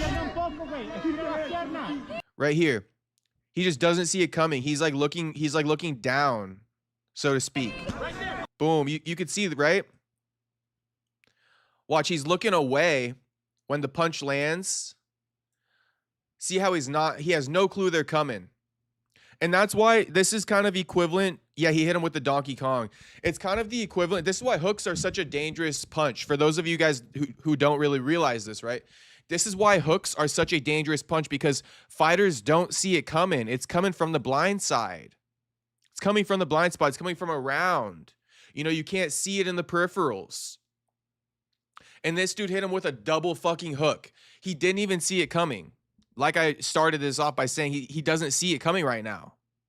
He's looking more forward, right? Hitting a can opener, trying to open up homie's guard on bottom so he can pass. And homie hits him with the fucking donkey punch, snuffs his ass. Crazy. But this is why hooks are so dangerous, because the fighter doesn't see it coming. And I believe he got knocked out because he had no clue this punch was coming. Boom. Out. Why Alex KO so much? Yeah, the hooks, bro. The hooks, you can't see it. It's coming from around. So, good shit from homie. This is finna go up on the IG page once I get off the live stream. Plus power. Yeah, you add a little bit of power to it. Okay, so we're going to get into some topics now on the Neon stream and Colby. And then we will probably, conclude the stream. I told you guys, like, it wasn't much news today, but I gave you guys the best I could give you. You know, I gave you guys the best I could give you. What are the topics? You know, UFC London preview. Colby goes off on Hunter Campbell. DC almost walks off Russian TUF. So we'll look at the Russian TUF clip too. And we'll also look at the Masvidal clip of him saying, you know, Ronda Rousey looks spooky as fuck, because it's hilarious. Buddy hit him with the hungry hippo punch from bottom. Yeah, he did. He did. Straight snuffed his ass. Perfecto with the Sean Brady emojis, dropping them in. My arch nemesis, Sean Brady. My arch nemesis, Sean Brady. Sean Brady. My arch nemesis. Okay, so yeah, I'll show you guys this clip and then DC walking off Russian TUF. Bear with me. But before we do that, let's review some of this footage, a couple clips from Neon and Colby. I was considering watching the whole thing with you guys, but no, bro. I just can't do it. We're not watching a fucking 30, 45-minute video of Neon and Colby. If you guys don't want to watch Colby for 45 minutes, I sure as hell don't want to watch Neon for 45 minutes. And I wish that Neon would stop fucking grifting off of our fighters at this point. Like, it's clear as day, bro. You're a grifter. Get the fuck out of our space. You didn't even start here. You started off getting famous by trolling Andrew Tate. And I guess you could say Andrew Tate's in our space, but not really, bro. And I'm just tired of Neon and his grifting at this point. I don't like Neon very much at all. I've switched on Neon. I've completely switched up on him. After finding out that he fucked Selena Powell and seeing how he's handled that whole thing and seeing how he like presents himself knowing that he fucked Selena Powell, I now don't fuck with Neon whatsoever. Whatsoever. He always be talking about the kids, trying to be a good example, doing all that fucking fronting. Meanwhile, you fuck Selena Powell on the side, you dirty fucking dog. Bro, I wouldn't even care that you fuck Selena Powell, but just keep your mouth shut about the kids and trying to be a positive role model and positive influence, and you don't have sex until marriage because you're Muslim. You a fucking cap, bro. You fucking straight liar. Straight liar, full of cap. Fake, bro. Phony. Straight frontin'. I don't fuck with Neon. I don't fuck with Neon at all. And you only come into this community because we cover this shit. We clip you off for free, so to speak. There's also rumors that Neon like bots his views and shit. I mean, who would watch this kid? Who would watch this kid? Not even the kids in school would watch him. You'd be fucking trolled to another level if you're like a freshman, sophomore in high school and people find out you're watching Neon of all people. Bro, they'd be like, yeah, homie's gay. He not invited to the function. He not invited to the cookout. Okay, because homie watches Neon in his free time. Talking about if any fucking high schoolers actually watch Neon. Who watches Neon? Nobody. But Neon acts like his fan base is the kids and he tries to be a positive role model, but he fucks Selena Powell on the side. Dirty dog. I can't respect it. I'm straight keeping it 55th Street. Okay, keeping it 55th. Keeping it 55th Street. I don't fuck with Neon no more. Neon versus Brandon. We don't fuck with them. Not at all. That's fucking blasphemous. Neon sucks. Let's keep Neon out of the UFC space. For real, though. For real. Let's keep him out of the UFC space. Neon definitely not invited to the fucking cookout. Neon's not invited to the cookout, and nobody who watches Neon is also invited to the cookout. You feel me? Like, if you watch Neon, shit, you're not invited either, homie. It's just as bad. And honestly, I don't fuck with Crip Mac. Shout out to Perfecto. What did Crip Mac do to you, homie? What pissed you off? He only been out for a few weeks. Crip Mac is just one of those people you can't, always doing something crazy. Eric Bass says, Jacob, you fifth for real? Neon smashed Celine? Bro, that's 55th Street, Eric Bass. That is straight 55th Street. He fucks Selena Powell. And the worst thing is he doesn't admit to it. The worst thing is he claims he doesn't have sex until he's married because he's Muslim. He a fucking shame to the Muslim religion. I don't fuck with him, just never have. Okay. Fair enough. You don't got to fuck with him if you don't want to. Let's look at the clip now that we just completely bodied Neon, though, in his gay blonde hair. Sorry to anybody who dyes their hair, but that's a reference to Arman Sarukian telling him he looks gay with blonde hair. And then in the same vlog, them asking some random fucking worker at like Nordstrom's to keep it a buck about whether or not she likes his hair. And she said, no, dye it black. Neon literally thinks this shit makes him look more manly. That's what his excuse was to Arman. I can't respect it. I feel like I get dumber every time I pay attention to him. That is true. You might lose a couple IQ points if you listen to Crip Mac long enough. But you also might get a funny fucking comedy bit that you could steal off of him if you listen to him for long enough as well. So it's a catch-22 there. Crip Mac lost to Dean the Great. He needs a DP on the hood for that. Yeah, he does need to get DP'd for that. His set needs to DP him immediately. And he needs to be enrolled in like three months of boxing training immediately. So embarrassing. 90% of the people in the chat right now would probably knock out Crip Mac. Perfecto included. Okay, let's watch. Colby says Islam turned down, or Islam versus Ilya didn't happen because Islam asked for too much money. Quote is, I heard it was Topuria, Makhachev. I heard Makhachev priced himself out. He asked for too much money and they couldn't get the deal done last minute. I'm going to just spoil this for you and say, I don't believe Colby. I think Colby's capping.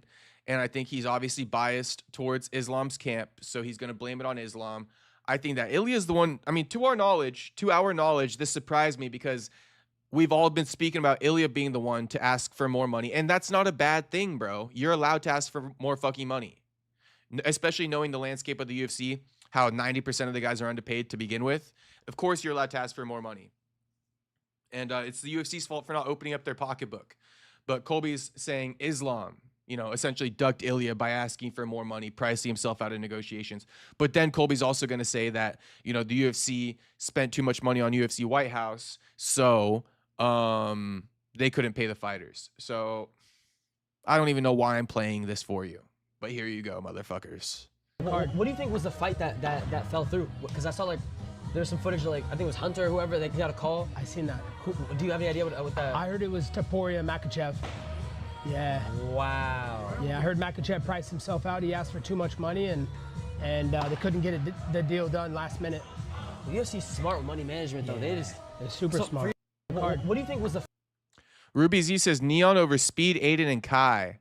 I would put Speed and Aiden over Neon, and I hate Kai just as much as I hate Neon.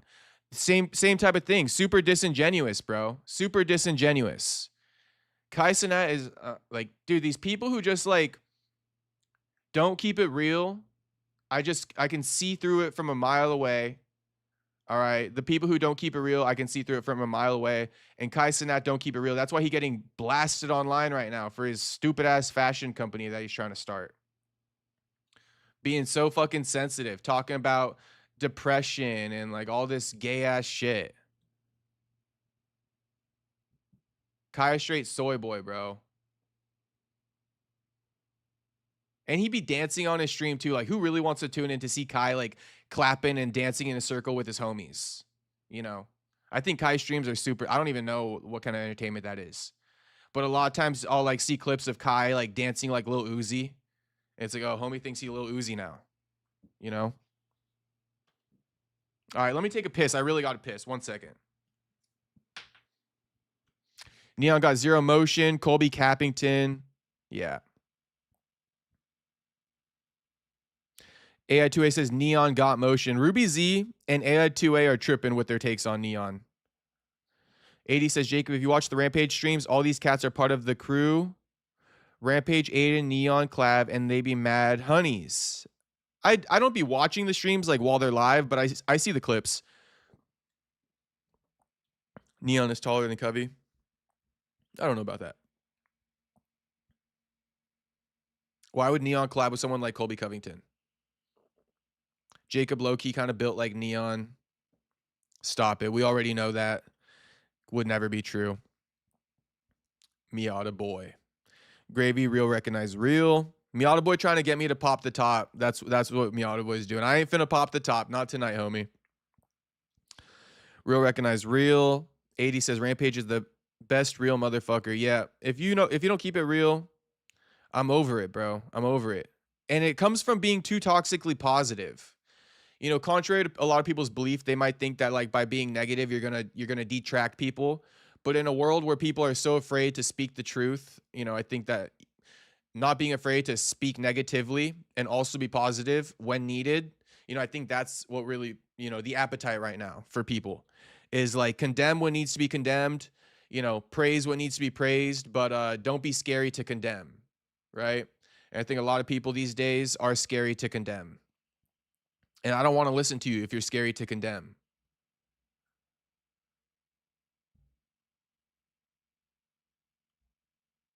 Miata Boy says, Jacob about to bring up no jumper lore. Let's hear it. Gravy says, depression is gay as fuck. Ha, ha, ha, ha. It's yeah, bro. It is gay as fuck. We all go through things in life. I forget where I got. Oh, yeah. Kai Cenat. Yeah, Kai Cenat. It was even stupider that Kai Cenat is talking about depression and the streaming, what streaming's done to him. It's bro, your life is so fucking gravy. Shut the fuck up. We don't want to hear about your problems, bro. We just don't want to hear about them. The same thing that's giving you everything is the same thing that's making you depressed. Bro, save it. Save it. Save it.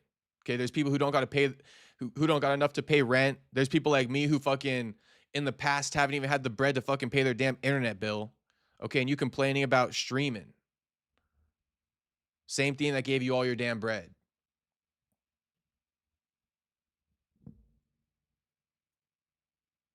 Kai's weird high fashion clothing shit too. It's like he think he Kanye. He definitely not Kanye.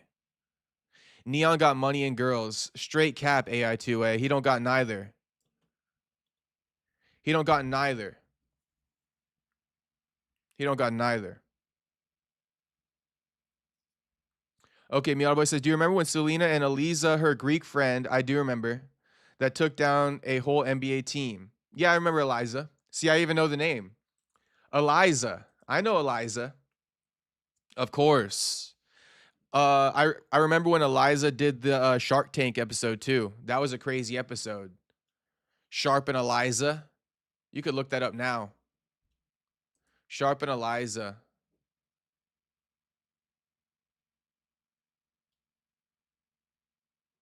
Okay, before this next clip, let me take my piss, please.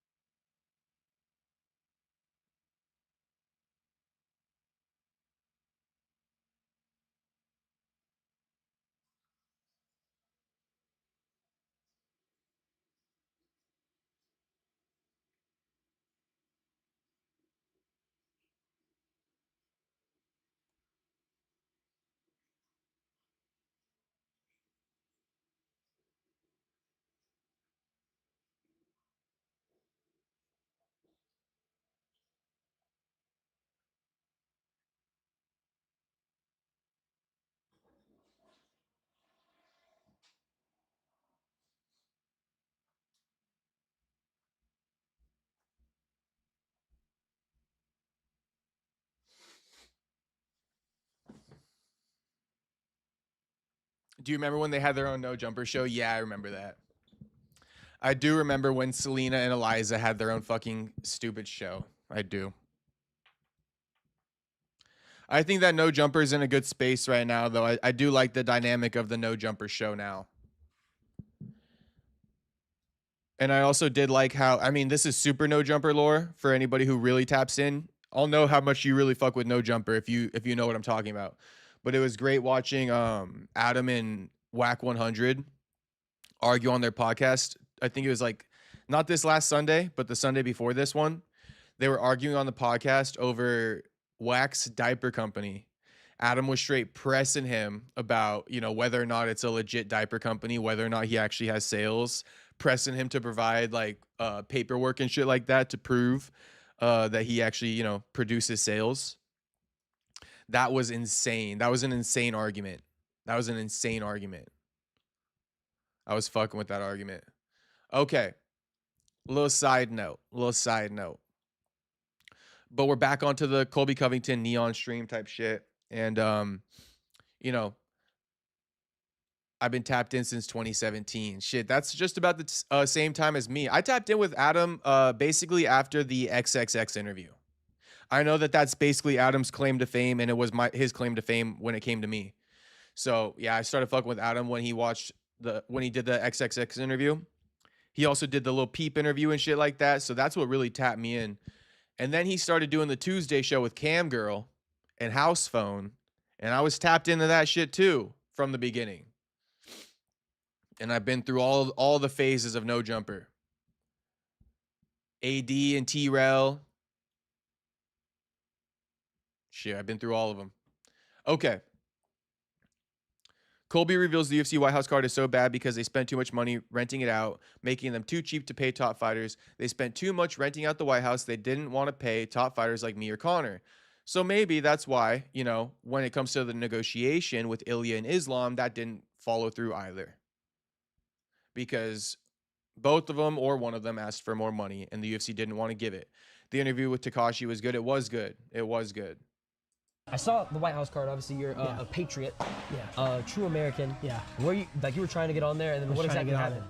Yeah. So the thing is the UFC they made all that money with Paramount, and then the thing with the White House is they had to rent out the White House, so they spent so much money in renting it out. Mm-hmm. They don't want to pay like the high level fighters like me or Connor or like top guys because they're spending so much money on to run the event, so they don't want to pay like top fighters, so they didn't put together like a huge card. So it's like an It was average. disappointing, bro. Disappointing, right? Like, the White House was supposed to be the craziest shit ever. Yeah. Who were you looking to fight on there? I was looking to fight either Connor or a Diaz or You versus Nate Diaz? yeah, versus Nate Diaz. Yo, that would have been Yeah. fire. I saw the White House card.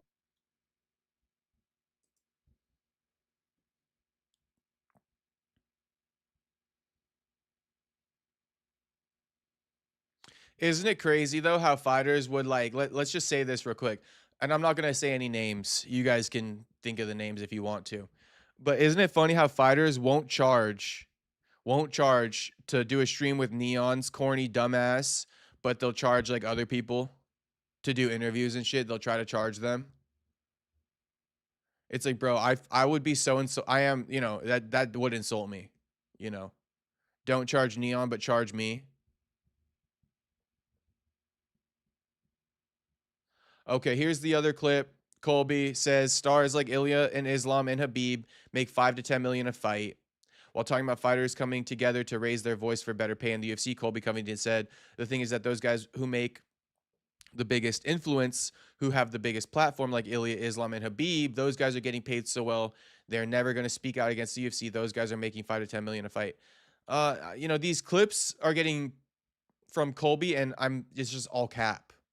And even if it is like this is not the fucking end of the conversation. This is not the problem solved in the conversation.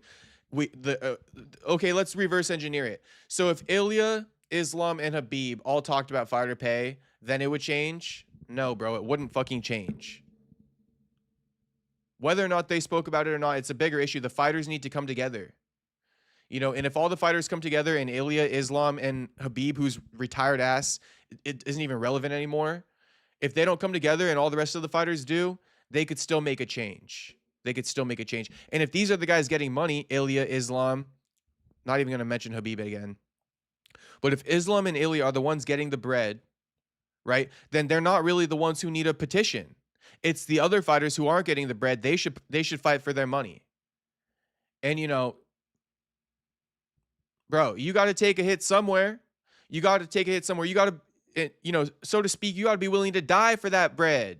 Okay, so if I don't want to hear nothing about, well, the lower tier fighters aren't going to do it because they're broke anyway. Well, shit, somebody got to take the sacrifice. Somebody got to take the sacrifice. Somebody got to be willing to die for it, for the change. Okay? Somebody got to be willing to die from the change, for the change. And just to keep it a buck, you know, 90% of the UFC fighters are going to end up working regular jobs anyway. So, like, you're going to work a regular job whether or not you fight against the company. But at least you fought against the company for what's right. And if you end up working a regular job, so what? That would have happened to you anyway. You know, but at least you tried. At least you tried. And the same thing happened to you that was going to happen to you anyway, which is going to be pushing you into working a regular 9-to-5 job like a regular ass dude. Because everyone talks about UFC pay being low and all this stuff. Yeah. So if every fighter came together and they all put a stand to it, wouldn't something have to be done? Like if every single fighter came together, For like sure. all the big names, Islam, Ilya, everyone. Yeah.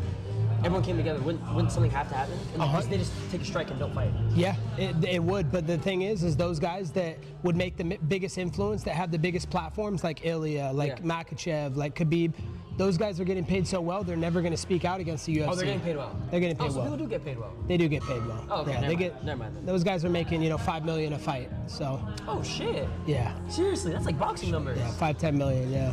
Because everyone talks about UFC. AI2A says Brandon hates on anyone who's more successful than him.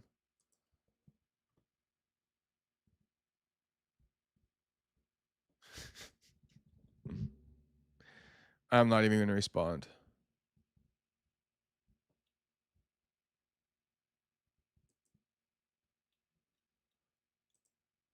Okay, here's the last one. Colby just exposed UFC for forcing fighters to take bad fights and freezing them if they don't comply. Says Hunter Campbell gives no choice to the fighter to pick their fights. You don't get a choice. They will freeze you out if you don't take their fights. And then Miata Boy says BMX Vel and House Phone were my favorites.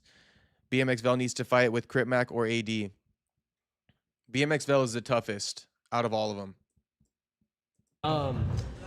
Do you, like, what are the politics behind the UFC? Like, I've heard, like, you don't know what's gonna happen. You don't even pick the fights. And you just get a call and you just accept it. Yeah. So you have no say in what happens. You have no say. You know, Hunter Campbell, who is like the UFC lawyer, he kind of just tells you what direction they're gonna go, and it's either you take it or leave it.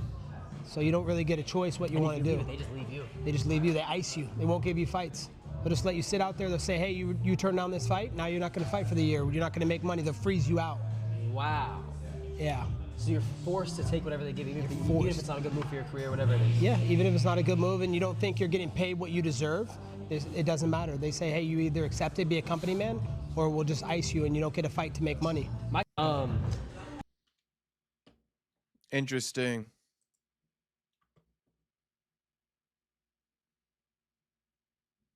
This is the most damning, and I think it's the most true. I've grown to dislike T-Rel, AD, and them. Yeah, I don't fuck with T-Rel and AD and them. I know they try to make it seem like Adam fucked them over. The white man fucked him over, you feel me? But AD never said shit on the podcast anyway. He was just always nodding his head.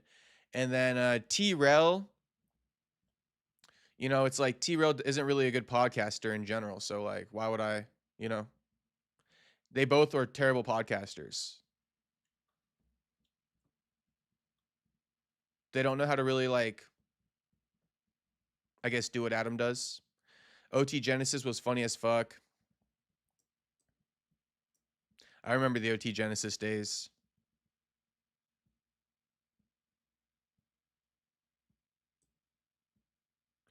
Never forget when 80 had his ass tooted up in the air outside of a nightclub after a fucking fight.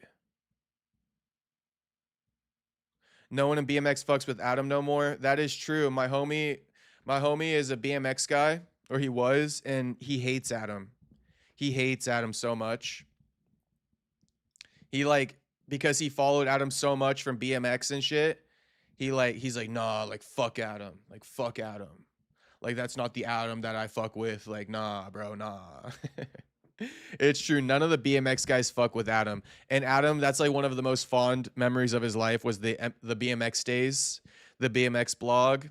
And I don't know if he knows this, but they all hate him. They all hate him for switching up.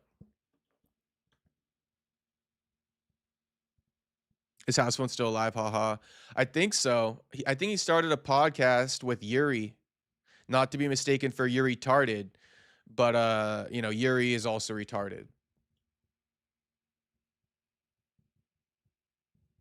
Gravy says, yup, he knows. I rode BMX for a long time. Yeah. Nah, my homie was like insane with the BMX shit. In fact, I didn't even know Adam was a BMX guy until I mentioned him to my friend.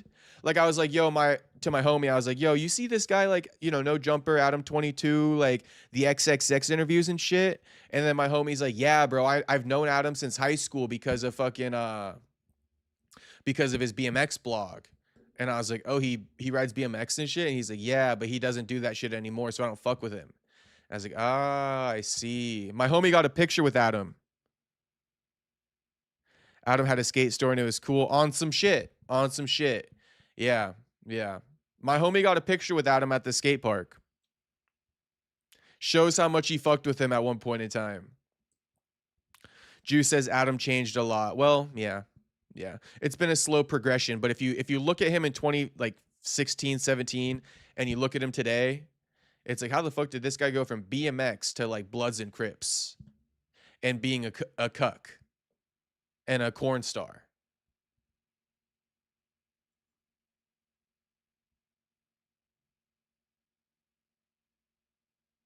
Gravy says Adam had a BMX store on some shit, which is in LA, I'm pretty sure, right? But he started with the Come Up, which is primarily BMX. That's why he left NYC to LA. I got you. Good lore for the Adam 22ster. You know, I fuck with Adam though. I don't care about all of his cuck stuff. I think that Adam's just a good podcaster. If you set aside all the cuck activities, you know, I like the way he podcasts. I like how he, you know, he got balls. He's not scared of his guests. You know, he'll argue with them. Like, I respect a lot of Adam's podcasting. You know, I do respect a lot of Adam's podcasting. I know he a cuck. You know, I know he got his ass beat by Jason Love. I know all that stuff. But, you know, one thing that really can't be denied is Adam is a good podcaster and a good content creator. And, you know, I do fuck with Adam's work. I do fuck with Adam's work.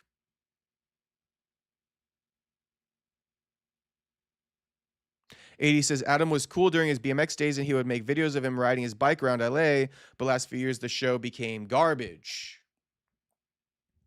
I feel you. Nothing I can do for you guys if you hate, you know, the 22-ster now. What do you my lore, the lore that I digest for the 22-ster is essentially the lore that I digest for the 22-ster is the Tuesday show, the Adam and Wax show, and then anytime I see some type of interviewer or some type of cool interview, I'll tune in, but I don't watch all the interviews religiously. And I don't watch the No Jumper News with the people who aren't Adam. I don't care to listen to them. I only care to listen to Adam. Kevin, honestly, I was just about to get off, homie. Like, just about to get off.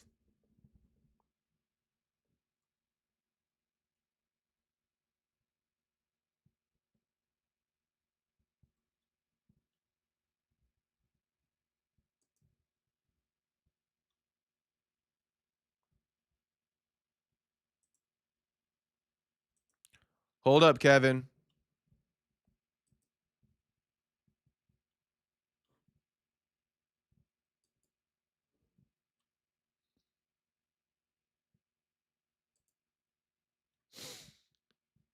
It's not going to be a StreamYard. It's going to be Discord. And I did want to say shout out to Prime. Prime was like Prime's doing work in the Discord, bro. If you guys go check out the Discord, bro, the Discord is popping now. The Discord's popping and way more organized and shit.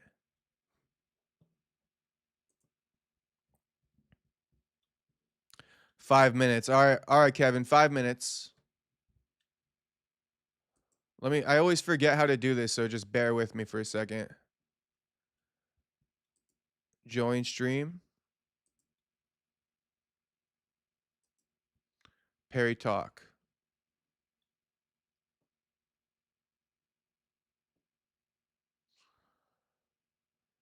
How do I do this again? Oh, invite to voice.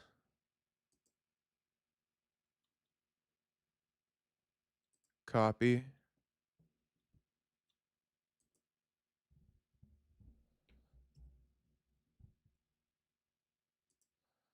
Okay, this should be good now. You should know what to do, right, Kevin? I'm in the voice. So I think if you come in here, we should be good to go.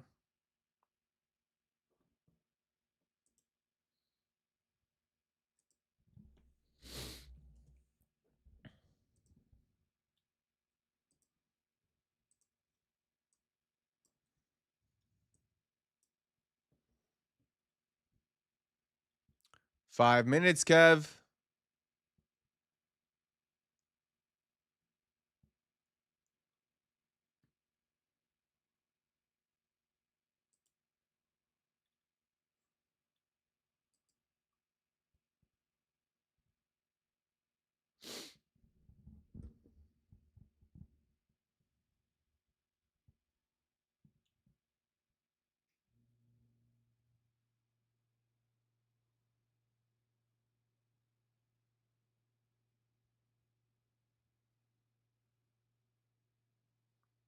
Anyone remember when Adam was on tour with Lil Pump, Ski Mask, and X? I don't really.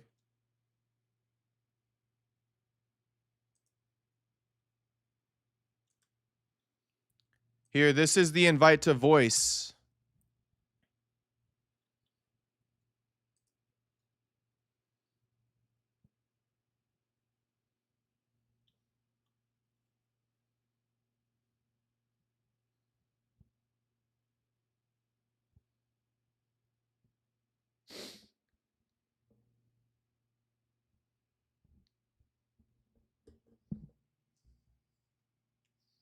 Speaking of Peep, let's play a little bit of Peep.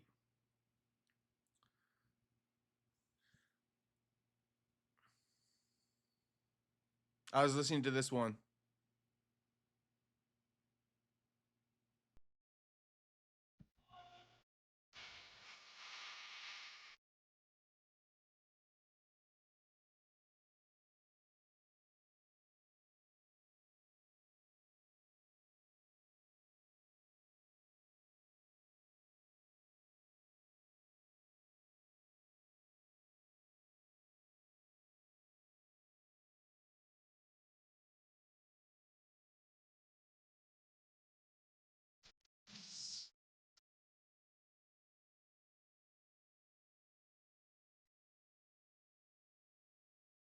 What's the effers? You better go.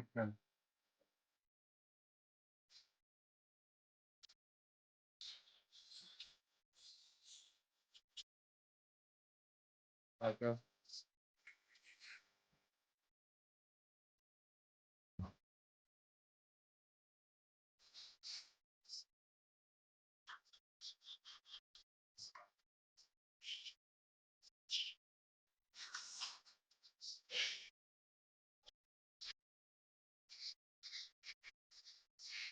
Hold on, Kev. Hold on.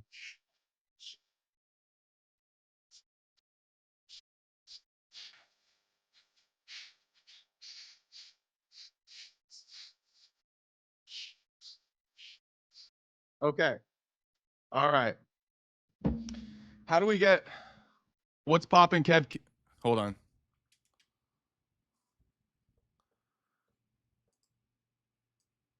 Kevin, can you see me?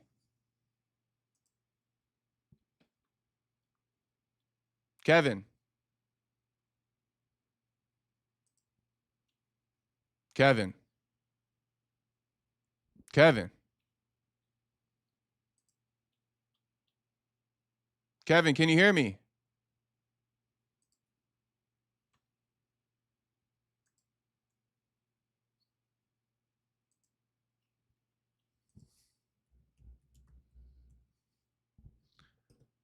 Kevin, you got to talk.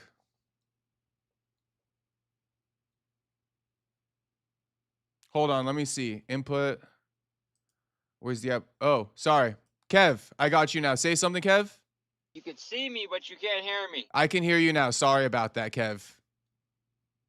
My man. Hold on 1 second. 1 second. This might be better. I'm talking. Hold on. Turn on camera. Can you hear me? Can you hear me? Bro. Yes, can you hear me? Hold on 1 second. Might be better. Kevin, you can hear me now, motherfucker, can't you? Yeah, I can hear you now. All right. And then wait, let me see. I got to take this off real quick. Let me remove this. Oh. Okay, now you should be able to hold on. Let me get you on the camera. Or let me get on the camera. Face reveal? Yeah, we're trying to. I don't get the high definition, man. This is straight Android. Bro, I don't know why my camera's not working on here. Okay, I guess I can't. I tried, Kev. I tried. I got to put my face back on the other camera. 1 second. What's going on, though, brother? Okay. You can hear me. So what you want to chop it up about? I actually shouted you out. Let me get this off my chest. I shouted you out the other day because I was replaying a Kamaru Usman takedown defense against Hamzat. And you know I've been vocal, bro. I've been saying I'm sick of these guys not getting their foot on the outside of the thigh to defend a single leg. The most basic defense ever. You know, just getting taken down. When you got a single leg up in the air? Not even when they bring it up in the air yet, when they're still trying to run the pipe on them. Okay, you got to get on the outside. You got to put the foot on the outside. You know, you brace the shin on the outside of the thigh, so to speak. Yeah. But these guys don't be doing when that. It's on the ground, you just got to press on the hips, get your hips back. But I'm saying even before they get you down and they're trying to run the pipe, don't you put the foot, the shin on the outside of that thigh, and then you also run the whizzer, and then you kick the foot down and you break the grip. Yeah, you don't want them to step over. Exactly. You're right. Yeah, you're right. Right, because once they step over, they can run the pipe essentially. Yeah, once they run over, then they could shelf it. They could shelf it and reach around to the other ankle. Right. So That's yeah, what I I'm thinking. shouted you out the other day because I was like, I need the soldier Kevin from Chicago to validate, my wrestling criticism. But I was praising I can talk Usman. wrestling all day. That's Yes, the thing sir. about Hamza. It's like his wrestling. It's not like it's like Olympic level. He's just a really good athlete, and he's just rushing forward. You know what I mean? Like his shots are. See those shots against Usman? Like he's just diving at ankles, but he's just going all in like crazy, man. And you could see why he gasses. Like he gas out after like 1 or 2 rounds doing that shit. Against someone like Strickland, if you're doing that shit and he's able to defend a couple takedowns, he's cooked. There's no shot. But the problem is, will Strickland be able to defend and make him work? Because you saw with DDP, he was able to coast, get the takedown, relax. Once you get the takedown, get top control, you could let your heart rate slow down, and then he's good. What do you think? Yeah, I mean, I think that my biggest takeaway, especially after seeing Chris Curtis get wrestle fucked by Oral By, I'm starting to wonder, like, does he need to maybe switch gyms at this point? Because No, I don't know Extreme what that Couture wrestling is like over there at Extreme Couture. I don't like how Chris Curtis got grapple fucked like that. Extreme Couture. Chris Curtis is a baby. That dude's always bitching after every fight. He's always whining about something. Remember that? Didn't he whine about something else? Was it Jack Hermanson? Yes, because Jack Jack Hermanson fight. was backing up too much. God forbid. Yeah, that's the thing with Chris Curtis. He's always crying. So you think How he do I probably look makes right now? excuses instead of just patching up those holes? I look good right now? Looking great, brother. Looking Alright, great. making Hey, sure. what do the streets think? How's Kevin looking? I What the mean, streets I'm about think? to hop in the casino, so I better look good. You gotta holler at some mamacita's. Looking great, brother. What's the demographic out there? Like the mamacitas, A are lot of they Asians. A white, lot of Asian? Asians. I know you like them Asians. Yeah, we love them Asians. Yeah. No, but over here, right here, we're in North Chicago, like the north side of Chicago. Um, it's really like a mix. Like you'll find Indians, Asians, white people, Jewish people, because they're not white. Jews are not white, so Hmm. Jews, white people. It's just a big mix. Okay, for sure. So kind of a mixing pot then, melting pot. Yeah. It's I got you. it's a nicer neighborhood though. It's a nicer part of town. There's not a lot of riffraff, so to Okay. speak. Suburbs. Yeah, it's like if I was gonna go to Hammond, Indiana, Hmm. it's like close to Gary, Indiana. You know Gary? No. Well, good thing you don't because you don't want to be caught dead over there. Okay, for sure. So we in a safe spot though. But yeah, pretty much. Okay. You gotta know. I mean, the casino it attracts low life, so you gotta be prepared. I mean, Yeah, I feel you. Usually the casinos but are in the hood too. So it's surprising you're in a nice spot at the casino. I don't know if that's true. Now, there's a couple casinos. It's like downtown. Maybe they are trying to like Atlantic City. That's Come not the on. hood, is it? I think it is. Las Vegas. It's not the hood. They're Vegas, not not doing the that. hood. Don't. But I mean, You're trying to pull that shit like they're trying to target like low income people. not even I that. know I what just think you're that doing. naturally they end the casinos, like all the casinos around here, they're not in OC. They're in like LA. And LA is kind of like the hood. Or it's on an Indian reservation. Have you heard of Hustlers Casino? I heard of Hustlers. Where's that at? That's in LA? Somewhere in California. I'm not sure where. Yeah, I think it's LA. I'm not sure the exact city. It could be more in the valley, but I do hear about Hustlers quite often. That's where Adam 22 he goes on that fucking stream sometimes. Dude, you're a fan of Anna 22, aren't you? A little bit. I mean, everything I was just speaking You're about. a fan. Like I've Yeah, heard you talk about him so many times. I Why fuck are with you Adam talking about for these guys sure. so much? I fuck with Adam for sure. Minus the telling you right now. cuck activities.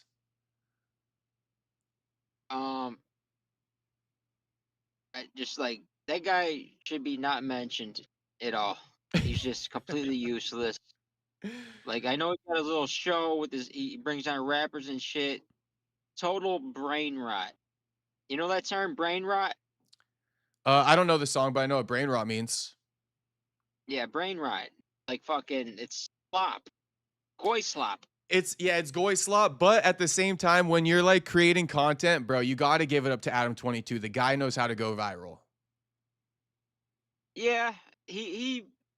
I mean, that's his thing. He knows how to bring in straight degenerate, low life. Like that's it. He brings in like a bunch of low life rappers, and I don't know. I can't get behind him. Fair enough. And then the shit then I didn't like him before. Then on top of it, he lets the dude fuck his wife, and all that shit went down. It's like that's just a cherry on top. I knew he was a piece of shit. Knew he was a scumbag. And his last name, it's suspicious. I don't know his last name. What is it? It's like Graham Mason. Grand Mason. It sounds. I don't know. It's probably Anglo-Saxon as fuck, but it sounds suspicious. Like Israeli. A little bit, right? Well, it sounds like I don't know, it just sounds super white, I guess you could say. I mean, it's either super white or super Jew. Like, there's no in between. Yeah. I don't know. Adam's got a weird little story. I am a bit sus of Adam because like his dad helped out JFK and shit. I was wishing he was a Jew. He's not Jewish. Nah, but Adam, like his dad used to be connected with like JFK. And then I don't know. Adam, I think he's got some stuff he doesn't want us to know about with his family history. But I think his family is like more connected than you might think, or than he leads on. It's kind of something I picked up on over the years.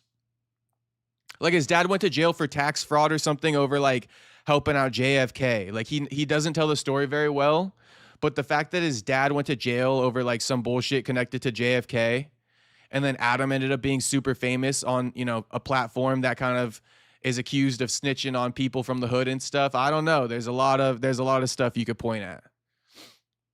I'm looking at myself right now. I can't even see you. Oh. But I can still hear you. No, yeah, you got a weird background. The thing with him is he was playing poker. That's what I do like about him. He plays poker a lot. I like that about him too. That's why I just mentioned the Hustler Casino. Yeah, the Hustler Casino. He plays on ACR, America's Card Room. Yeah, it's true as well. I seen I've been in a cash game like on the online circuit. Same shit, ACR. He plays like 5-10 on ACR. Same online casino I play on. ACR, America's Card Room, baby. Yeah, one of the top ones. You know about that? Of course, bro. I play a lot of poker, or not really anymore, but I was big into poker. Like, maybe when I was like, you know America's Card Room, right? Yeah. Okay. So what other ones are there? Tell me. Around here in California, there was a Global Poker. The WSOP, the WSOP website is only exclusive to like Las Vegas and other states, so I can't play that out here. But there's also sportsbetting.ag. I think that's one of the stronger, more fishy sites. Blue Chip Poker, Bovada back in the day. Bovada as well. Ignition. Poker Stars, that's not around. That's not for us, right? Nah, that they like fucking made it only exclusive to Vegas too, I think. Yeah, I played all that shit. I used to play fucking Bovada, Ignition, Bodog. No, I'm big into poker. Bodog was for my time. Bodog? I never played Bodog. It turned into Bovada, right? Yeah, Bodog basically Bovada. Yeah, that's right. Yeah. Yeah, Bovada. I won a decent amount on Bovada. I think Bovada's. Well, it's because those sportsbook sites that do poker, you get a lot of fish because there's people who don't play poker at all, who just play it like in passing on Bovada. But like on the regular America's Card Room, everybody who signs up on there is real poker players. So like in theory, if you go ahead and you play poker on the gambling sites, that's why I mentioned sportsbetting.ag. I think they got the most fishes on that site. You know how much you want? I won a $109 tournament 109 buy-in for $16,000. Damn. In person? 109. There's like $1,100 buy-in, 1,100 people, and the payout was $75K guaranteed. Hey, somebody I just dropped won Full Tilt. Full Tilt. Full Oh, that Tilt's was the another one. biggest scam. That's another one though. Yeah, Full Tilt was way back when. It Yeah. was like the moneymaker days, right? Yeah, Chris Moneymaker and shit. Yep. With the reptilian glasses. Come on now. How the fuck I'm supposed to know about the reptilian glasses if I don't know poker? Say, dog. Well, you know what I'm about to play right now? What? Baccarat. Okay. All right. Well, hey, before you go, well, first off, congratulate I'm or not not. going anywhere. Not We're chatting congratulations. right now. I just took my drink. I got a little. Hey, you buzz said up only a little 5 bit. minutes. You said only 5 minutes. I'm giving you more, but I'm giving you one last topic, and then I gotta hop off. But you know, we can do this again in the future. Okay. But I was gonna say, good luck playing baccarat, and then my question to you is, what's your best take right now in MMA? What's the thing you're most like wanting to discuss? Is it a fight? Is there a political thing going on in the sport? Like, what's your best take? Best take. Best I'll topic. tell you right now. I think it's legit when people talk about the downfall of UFC or they're complaining about UFC. You look at the Fertitta brothers when they're in charge. The Italian Americans when they were in charge, everything was better. And then you get Ari Emanuel. Then you get some guy Mark Shapiro. And you read between the lines and you know what's going on. And that's the problem right there. Where's the Italians at? Bring the Italians back, and UFC will reach that stardom when Brock Lesnar, Cain Velasquez, fucking BJ Penn, ESP, we had real fucking heroes to look up to. Nowadays, it's like, it's social media bullshit. Like, back in the day, we had, like, they're like fucking superheroes to us. And I don't care about the dollar, how much money there's 7.7 billion. Yeah, because he bought it, some rich Jew, fucking Larry Ellison bought it. I don't give a shit about that. Problem is, the Fertitta brothers, they knew what they were doing. Dana White, he knows what he's doing, and going downhill from there. Because you know who bought them. Damn, it's The crazy. I Tribe can't bought believe. The Tribe bought it, and they're all about squeezing the dollar. It's all about any ounce of money, fucking down to the penny, they're gonna get it. They're gonna fucking squeeze it out, and the competition is suffering. Man. Plain as day. So you think it's coming from the top? The top is compromising the decisions that are getting made as far as matchups and shit because they're squeezing. They're squeezing the pennies. As much as I hate Ronda Rousey, she was right. As much as I hate that, I think it was coming from a bad place. She was saying that shit. It was like and it was like bitter, but she made sure to protect Dana White, didn't she? She made sure to say, "Oh, it's not his fault because he didn't have the power coming from someone above him." But she's right. She said they sold it, and now people are in charge.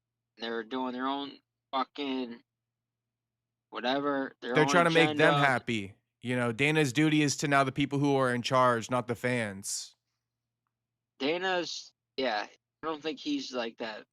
He don't have the I hate the bitch though. I don't like the bitch where it comes like every single card, like, oh, this card sucks, blah blah blah. Oh, UFC sucks. It's not like that. It's just when you know at the top down, someone like Ari Emanuel, if you study him, you read his history, you know he's bad news. Give me one tidbit. I don't know his history. Give me one tidbit. Well, first off, if you look at Jake Shields, his father was responsible for a terrorist attack on the David Hotel. Jake Shields' dad? Israeli Jewish terrorist groups. His father. Jake Shields' Blew up father the or fucking David Ari's father. Hotel. Ari Emanuel, his Okay. dad. Okay. You could do a whole deep dive on the Emanuel family because I know his brother, Rob Emanuel. Yeah. He was the mayor of Chicago. Rob Emanuel. You know that name? I don't. Rob Emanuel, his brother was the mayor of Chicago. They got deep ties, fucking a lot of influence, family. Mm. It is what it is. It always goes back to the tribe. You know what I mean? It Mm-hmm. always goes back to the tribe. It always goes back to that group. It's crazy. Everything wrong, everything right. You could pinpoint it on that group. I swear to God, I don't mean to be disrespectful. I don't mean to be what's the word? Bigoted, but Yeah. it's what it is, baby. Yeah. Hey, the truth is the truth at the end of the day. Bryce Mitchell, Jake Shields, Yep. they're not wrong, man. They're not wrong. wrong. Well, hey, the and there's a chat's lot- loving it. The chat is Yeah. loving what you're I saying. know that's just in the MMA world, but look at someone like, let me think. Who is? Jones. No, Jones. No, you can look it up. Who is the bro? You can look up a million people. Look up Martin Luther. Martin Luther called it fucking Henry Ford called it years ago. Okay, we know what the problem is. I don't want to get your channel taken down, so I'm just gonna stop here after this conversation. But we know what's going on. We know what's going on. Emmanuel, Shapiro, they're bad news. They're Mm. bad news. They don't know they don't know a lick about competition. They don't know a lick about sports. They do know a lick about money. They do know a lick about finance and fucking squeezing a penny out of a dollar. You know what I mean? Mm-hmm. Let me ask you this one. And don't hold back. But when it comes to Ari Emanuel and you saying his negative influence in the UFC, so you think he's got his fingers all up in the product? Like, you don't think it's a hands-off approach for Mr. Ari? He lets Dana and the matchmakers run it. You think he got his fingers all up in the product or what? I do. I think he has his fingers in the product. Mm. Definitely. And he's prioritizing what, financial gain at the end of the year, like quarterly profits over exactly. the matchups the fans want to see? He's probably got a quota, like we need this much money, this much viewership. We're gonna prioritize this over that. I know some people want the competition. No, we want this. But the attention first. We want the viewership, subscribers.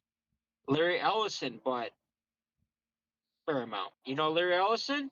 Tell me about him. He bought TikTok. Mm. He bought TikTok, the most popular social media company in the world. Jewish American, obviously Zionist, and that's how it works. So that's why they got that big ass deal. Mm. Because Larry Ellison and Ari Emanuel, both from the same tribe, so they kind of link together for this. Yes, sir. Yes, wow. Sir. Interesting. You look up Ari Emanuel, Larry Ellison. That's where the fucking money goes right there. Those two. Mm-hmm. Because that's the big shot in this conglomerate. It doesn't go to Dana White. It doesn't go to Hunter Campbell or fucking Sean Shelby. No, Ari Emanuel and Larry Ellison. For Paramount Plus paid $7.7 billion, dog. So they're essentially tying Dana and Hunter Campbell and the matchmakers' hands. Yeah. Yeah. They got the final say. That's my opinion. I see what you're saying. because they're the ones who are, you know, the money's going to at the end of the day. So they're the ones who want the final say on where their money's going to go. And it sounds like, too, you're almost saying like they're okay with a lesser audience watching as long as they meet the bottom tier quota. So if it's like we need 100,000 people watching, you know, they're like, all right, fuck the fight that would get 200,000 people to watch because we could overspend on that one. Let's just do the fight with 100,000 people who would watch it. Yo, you got some lights on you? Yeah. Are you getting pulled over by a cop right now? No, I'm just straight chilling, trying to relax. I got anxiety. I thought somebody was putting a light in your face. They did. So it gave me anxiety. Okay, 1 second, 1 second, 1 second. You know, I spit from the hip. Oh, fuck. Anybody in the chat talking shit?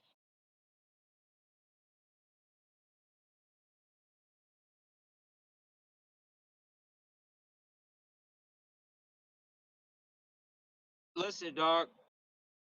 They know what I'm talking about. The chat agrees with me.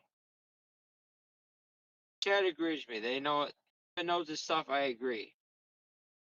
Anybody who's not a fucking dumbass knows what's going on. They know who pulls the strings in this bitch. You there?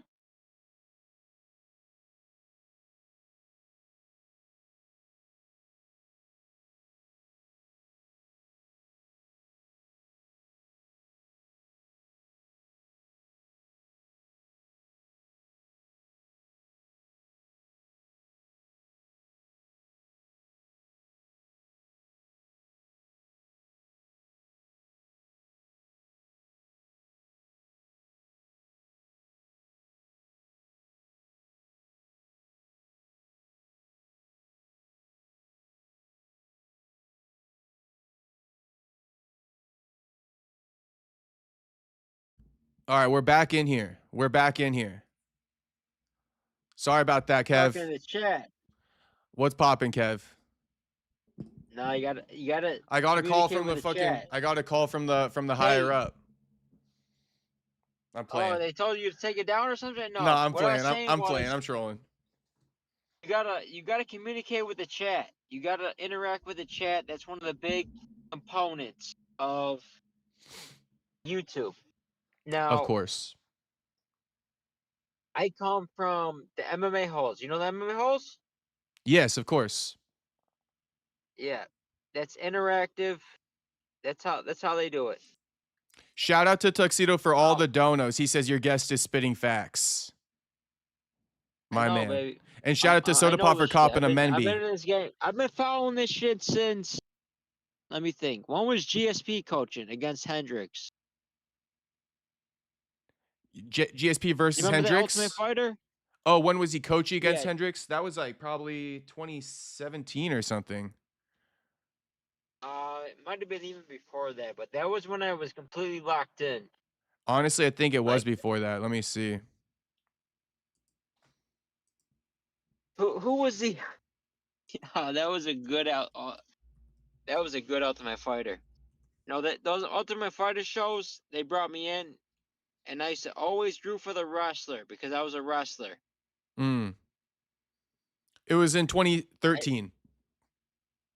2013. 2013 they That's fought. me. That's when I was like. That's when I started watching that shit.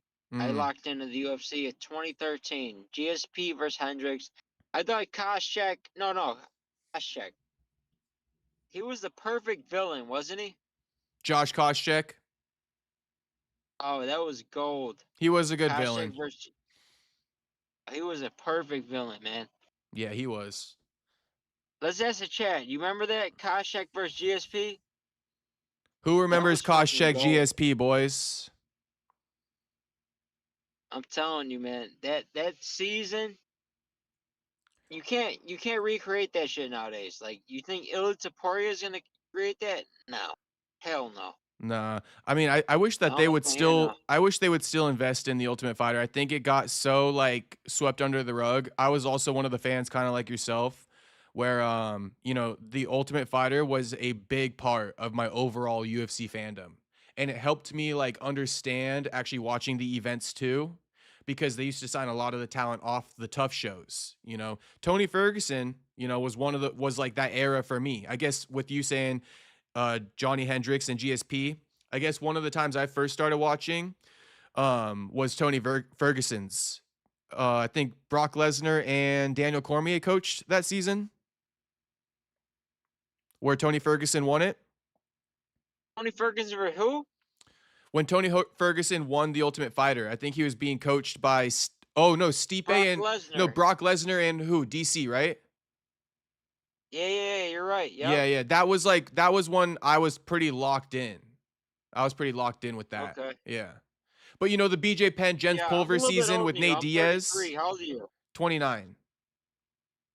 Okay. Yeah, so Yeah, I'm a little older than you. but so it seems that's like why. around the same when we were around the same age, we both got into the sport, it sounds like, at the same age. Yeah. I was just 4 years removed from when you got into it. I got into the sport probably 4 years after you. What's crazy that UFC Ultimate Fighter was like it was like a weekly thing. People like bought in every week. They would buy in, tune in. They don't have that shit nowadays. Now it's like they're at customers. They got loyalty already bought in, right? Yeah, what do you like more, Contender Series or Tough overall? From everything Oh, you've ever tough for seen. sure. Me too. Me Tough. too. Me too. Tough was fucking like it was like reality. They bring the no, you can't compare it. Tough is like or DWSC. Mm-hmm. It's like it's what's that platform they put it on? Originally they put it on some like platform. Fight Pass? Fight Pass. That's Fight Pass shit. Mm-hmm. That's Fight Pass shit. You know what I mean? Yeah. My thing with Contender Series and the Ultimate Fighter is with Contender Series, let's say you get signed to the promotion, you win a contract off of a win. It doesn't prove to me that you could stick around in the promotion. But guys who actually went through the whole tournament of the Ultimate Fighter, right, and they won the six-figure contract, that proved to me that they are good enough to be within the promotion. And I mean, look at Kelvin Gastelum, look at Tony Ferguson, look at Nate Diaz, right? And look at the smaller number of people that were signed off tough and the success that they had versus now with Contender Series. Yeah, there are people like Sean O'Malley and Jamal Hill who became champions, but for every one of them, there's like 30 failures off of DWCS. And that's not the same story with Tough. You know, Tough does not have as many failures who earn contracts. And that's my biggest like complaint about Contender Series fighters getting hyped up. It's like it's not official that they've made it yet just because they got signed. But with guys off of Tough, it was a pretty safe bet to say that okay, they'll be pretty successful. You win Tough, you'll be good in the UFC. Exactly. 3 weight cuts, you know, living in a house of fighters, training with the best of the best. You know, people underestimate what Tough has to offer for fighters. Oh, it is a season thing, right? The Dana White Contender Series. It's seasonal, Seasonally? so it's every summer, essentially. Every summer. Every Okay. summer. Soda Pop saying no, So stop. I guess early days, the early Dana White Contender Series, it's different, but nowadays, you're completely right. They do like it's every week, and then they put in like 4 or 5 times, put on a good show, they bring you in. Yeah, that's the difference. Yeah, but so the homie Soda Pop in the chat, he's kind of speaking to another point now, and it is true that Tough winners today, they're worse. You know, the recent Tough winners are Ricky Tercios, Muhammad Usman, and Ryan Loder. These are no Nate Diaz, Tony Ferguson's, Kelvin Gastelums. So I don't know what's changed in the sport, man, where like even Tough winners today, they're not as successful. Yeah, you're right. The recent Tough winners, It's not the same. Used to be like fucking the best. They used to be the recruit, best. Like, used to be like real deal fucking contenders. Well, I feel like the show used to make them like really good fighters. Yeah, Because you're That's training what I twice thought a too. day, no distractions, 3 weight cuts, the amount of pressure that you go under in that show/tournament, everything after that is kind of easier. You know, it's like, "Oh, you mean to tell me I got to train for this opponent for 3 months and I can use my phone, I could use the internet. I'm not trapped in a fighter house." You know what I mean? So, I think that the show pretty much prepared them, but nowadays I don't know what the fall off is with the tough winners. I don't know what to think of it either, because I Yeah. wanna like you never know. Like sometimes it could be a good fucking contender, and other times it's dog shit. You know what I mean? Yeah. Maybe it just has to do with the I don't know, the different times that we're living in. You know, people grow up under different eras, and maybe it was a tougher era, you know, back 10 years ago. And with this new internet era ushered in, I don't know, maybe it's made fighters more soft. I honestly don't know. That would be my guess, though. No, the problem Looking kind is of saucy with the side part, homie. Let me see the side part again. should I side part it? Oh, bruh. What? No, it's got to be Hell like a little no. bit. It's got to be like a little bit down, but like down like that. But then like a little one of those, and you're chilling, No, I can't pull it off. like I a little gotta do the side bang. swipe. Shit, it's looking Oh, good, bro. homie. Looking real good. Don't even trip. I'm all fucked up now. I've been messing with too much. I had it, but now it's too. I tell you what. Nowadays, the talent it's spread thin. It's spread thin. It's a problem. Hmm. Um, I'll tell you what though. Cage Warriors, dog shit. It's always been dog shit, hasn't it? Yeah, I mean, a lot of the regionals are kind of dog shit, bro. A lot of them. Specifically, Cage Warriors though. Like that's their best promotion over in England. Every fucking fighter over there is straight dog shit. Like I Harry know what you Hardwick, mean. he I got know his what you jaw mean. broken. He got his fucking jaw broken. I know what you mean. That you know what it is? They seem all like super skinny and undersized. Is that like weird to say? Like No, look at I don't Shamrock, think that's it. Luke Riley, look at Harry Hardwick. It's like these guys are all like these twig ass fighters. Yeah, they're like, yeah, I can see that. They're lean. They're more lean and a little bit taller, leaner, like skinny motherfuckers, right? Yeah, even Connor when he got signed, he was one of those fuckers too. Yeah, I can see that. I I guess can see Connor that. had a No, I bit more don't think muscle. that's what the problem is. I think the problem is the lack of skill. They're just dog shit. Like Patty, he came from that organization. They're dog shit. Mm-hmm. You know what I mean? Yeah. And then the UFC try to, holy shit, that ain't gonna work. They actually have a top prospect right now in their organization. His name is I'll spoil it. His name's Anthony Orozco. He's probably their top welterweight prospect. But if you look into him, you know, for him being their top welterweight prospect, I do have concerns about how well he would do in the UFC. Just to kind of make your point for you. You know what I mean?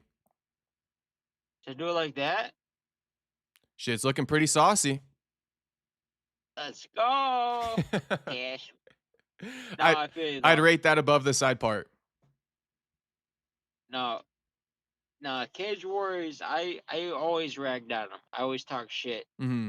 I knew they were trash. Like Darren Till came from there. Patty. I was the biggest Darren Till hater there is. Mm.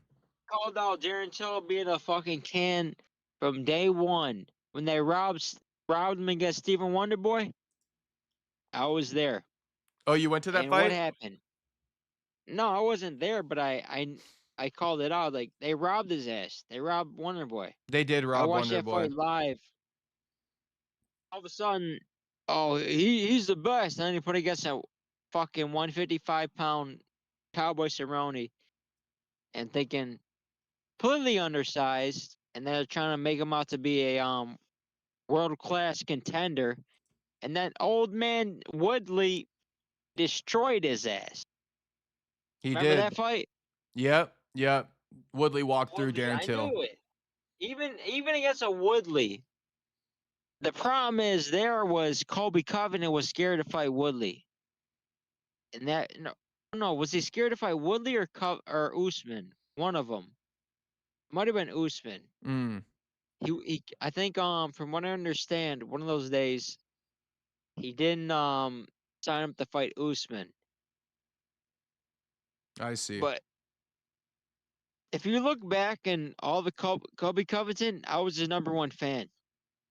You I were used to Colby's text #1 message him fan. because he wrestled at Iowa Central College. I got recruited to that college at Iowa Central. I went to Harper College instead, and I talked to him. Like I messaged him and shit, and I was like, "What's going on with Usman?" And he used to say, he's not on my level. I'm above Usman and shit. But every time he used to say that shit, like when he was above people, it was always projection. Like he knew they were tough competition. Like Usman, he said, forget who else, someone else, but like it came back to bite him. If he's crashing somebody, you know that's tough competition. You know what I mean? Mm-hmm. No, I feel you. I remember him and Woodley had some type of beef too because if I'm not mistaken, Woodley had him come into his camp because they were a part of the ATT team, and then Colby went and trained with Tyron, but Colby he was acting super soft in that training. Do you remember those rumors? Yeah. He didn't want to spar and shit like that, so they had a beef for sure. But okay, one of the chatters wants me to ask you a question, and then we are gonna end it, bro. 43 minutes we've been doing this convo, so shit. All right, We're 43 minutes in. 43 minutes in, homie. So shit. I hope you are Soldier appreciative. talk. 5 That's minutes. soldier talk. 5 minutes turned to 43 just like that. Okay, but Hey, tell me, that's street soldier. We're street soldiers, straight right? straight street soldier. Oh my god. Okay. You got the west side. I got the Midwest.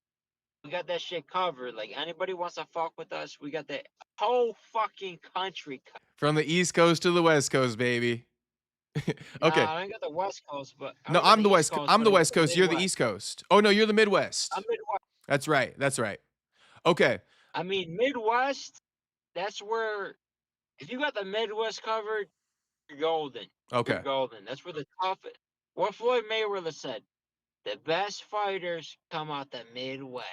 He's the best Best from the fighters. West, I must confess. For all the rest, there's no contest. Midwest. I mean, we're cut from a different cloth out here. We're just like, I don't know. Look at the Militich fighting. Said Pat Militich. Yeah, in one of my Joaquin Matt Buckley, Hughes. in one of my Joaquin Buckley interviews, because I know he's from the Midwest, I spoke to him about Floyd, saying that the best fight in St. Louis, baby. I have no clue what you just said, but I told Joaquin. That's Nelly, baby. That's Nelly, St. Louis. Okay, but no, I was saying that He's from there's an St. interview Louis, clip. right? Joaquin's from St. Louis. Hold on. Before you say that, Buckley's from St. Louis, right? He's from St. Louis. Damn right he is. Midwest soldier. So that's why I brought it up to him like 2 years ago. The lore about the Mayweathers saying the best fighters in the world, they come from the Midwest. Midwest, the region, generates the best fighters. There's a clip on the channel of me and Joaquin speaking about that.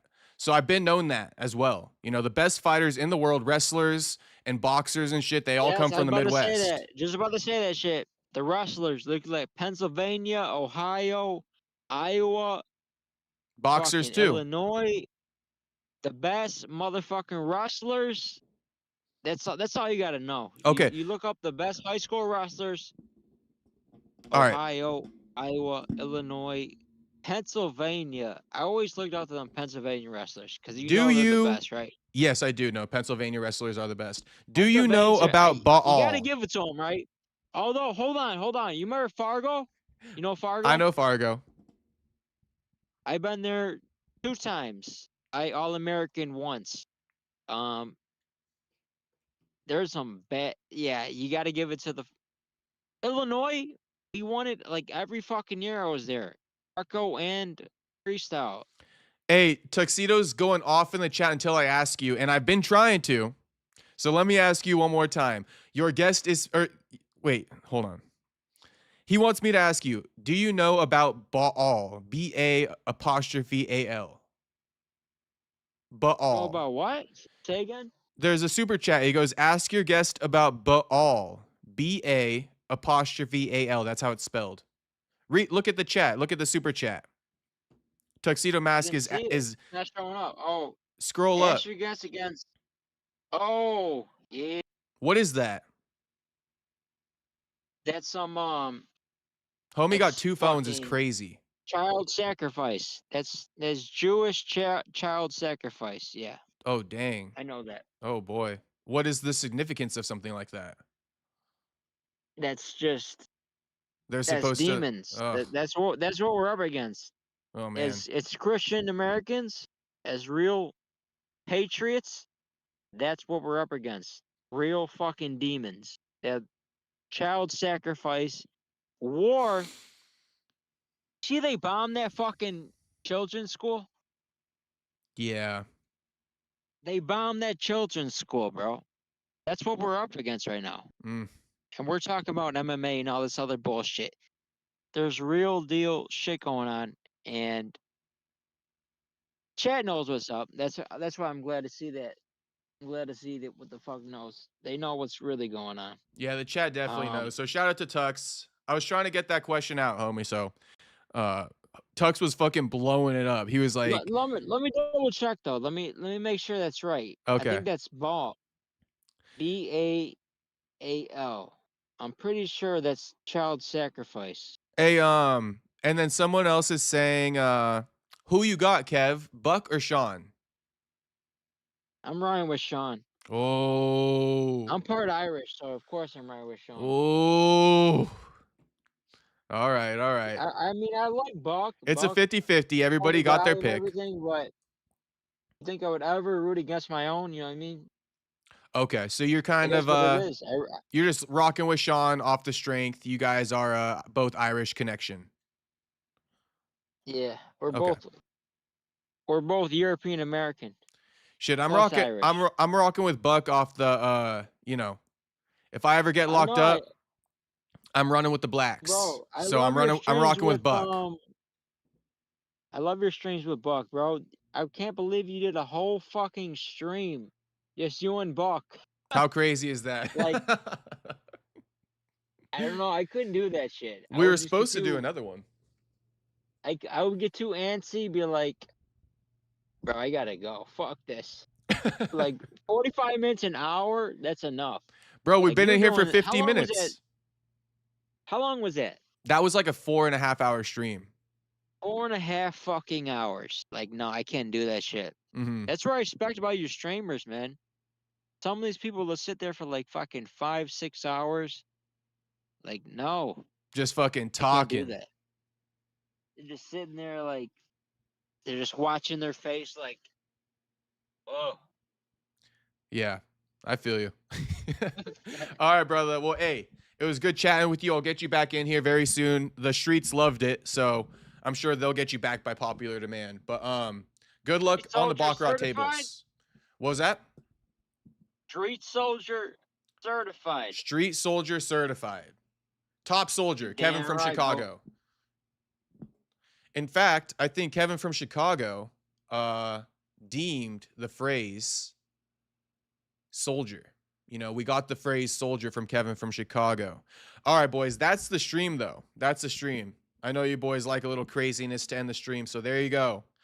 2.5 hours on stream. Shit. I hope you boys enjoyed that. All right. Shout out to the streets. I'm going to just get out of here now. But wait, let me read all of Tuxedo's donos because I do appreciate all of Tuxedo's donos. Oh, and then Soda Pop became a member. I did shout out Soda Pop, but shout out new member Soda Pop, okay? Enjoy those new emojis, homie. Shit, I think you had to cop the memby after I put the buck emoji in there. Okay, let me read more super chats. Tuxedo says, I love you, Perry. Can you interview Bryce Mitchell? I love you too, homie. And I can reach out to Mr. Bryce Mitchell. I can reach out to Mr. Bryce. I think we need to start doing like a twofold thing where like I reach out to Bryce and then you guys got to spam him. If you guys really want these interviews, you got to spam him till I become a bit more mainstream to him. You feel me? And then you won't have to spam as much. But I'm telling you, if you do want a Bryce Mitchell interview, I can do the reaching out, but I don't know if it's going to be good enough. So I might need another defense or another offensive tactic, which is you boys spamming in the comments like, yo, do Perry Punch interview, do Perry Punch interview, do Perry Punch interview. You feel me? Check your DMs. Perry Punch is trying to interview you. You guys got to do that if you really want the content with some of these higher level names. Because Bryce Mitchell's, you know, he's a higher level name. He's harder to get on.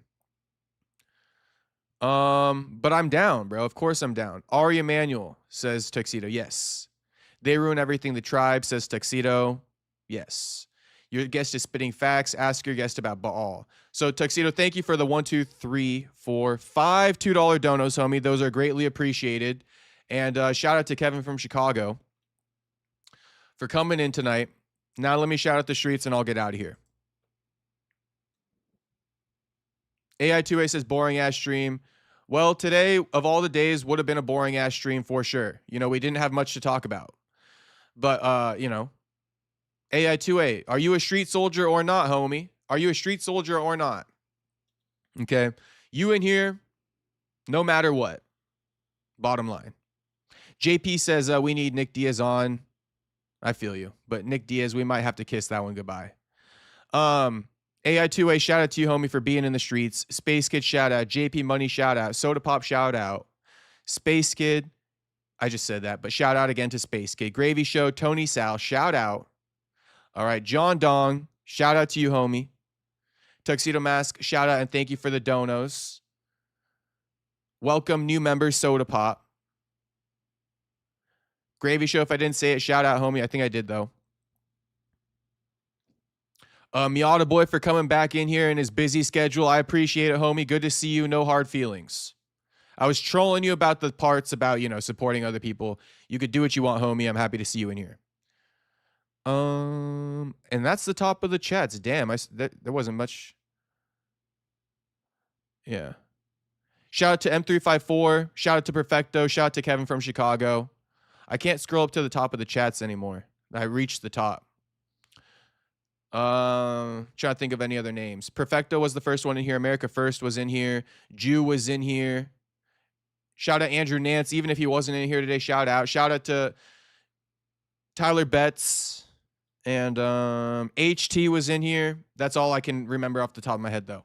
All right, peace out, boys. I will see you tomorrow. And, you know, let's hope for some good news. Let's manifest some good news tomorrow. All right, peace out, everybody. I'll see you guys later.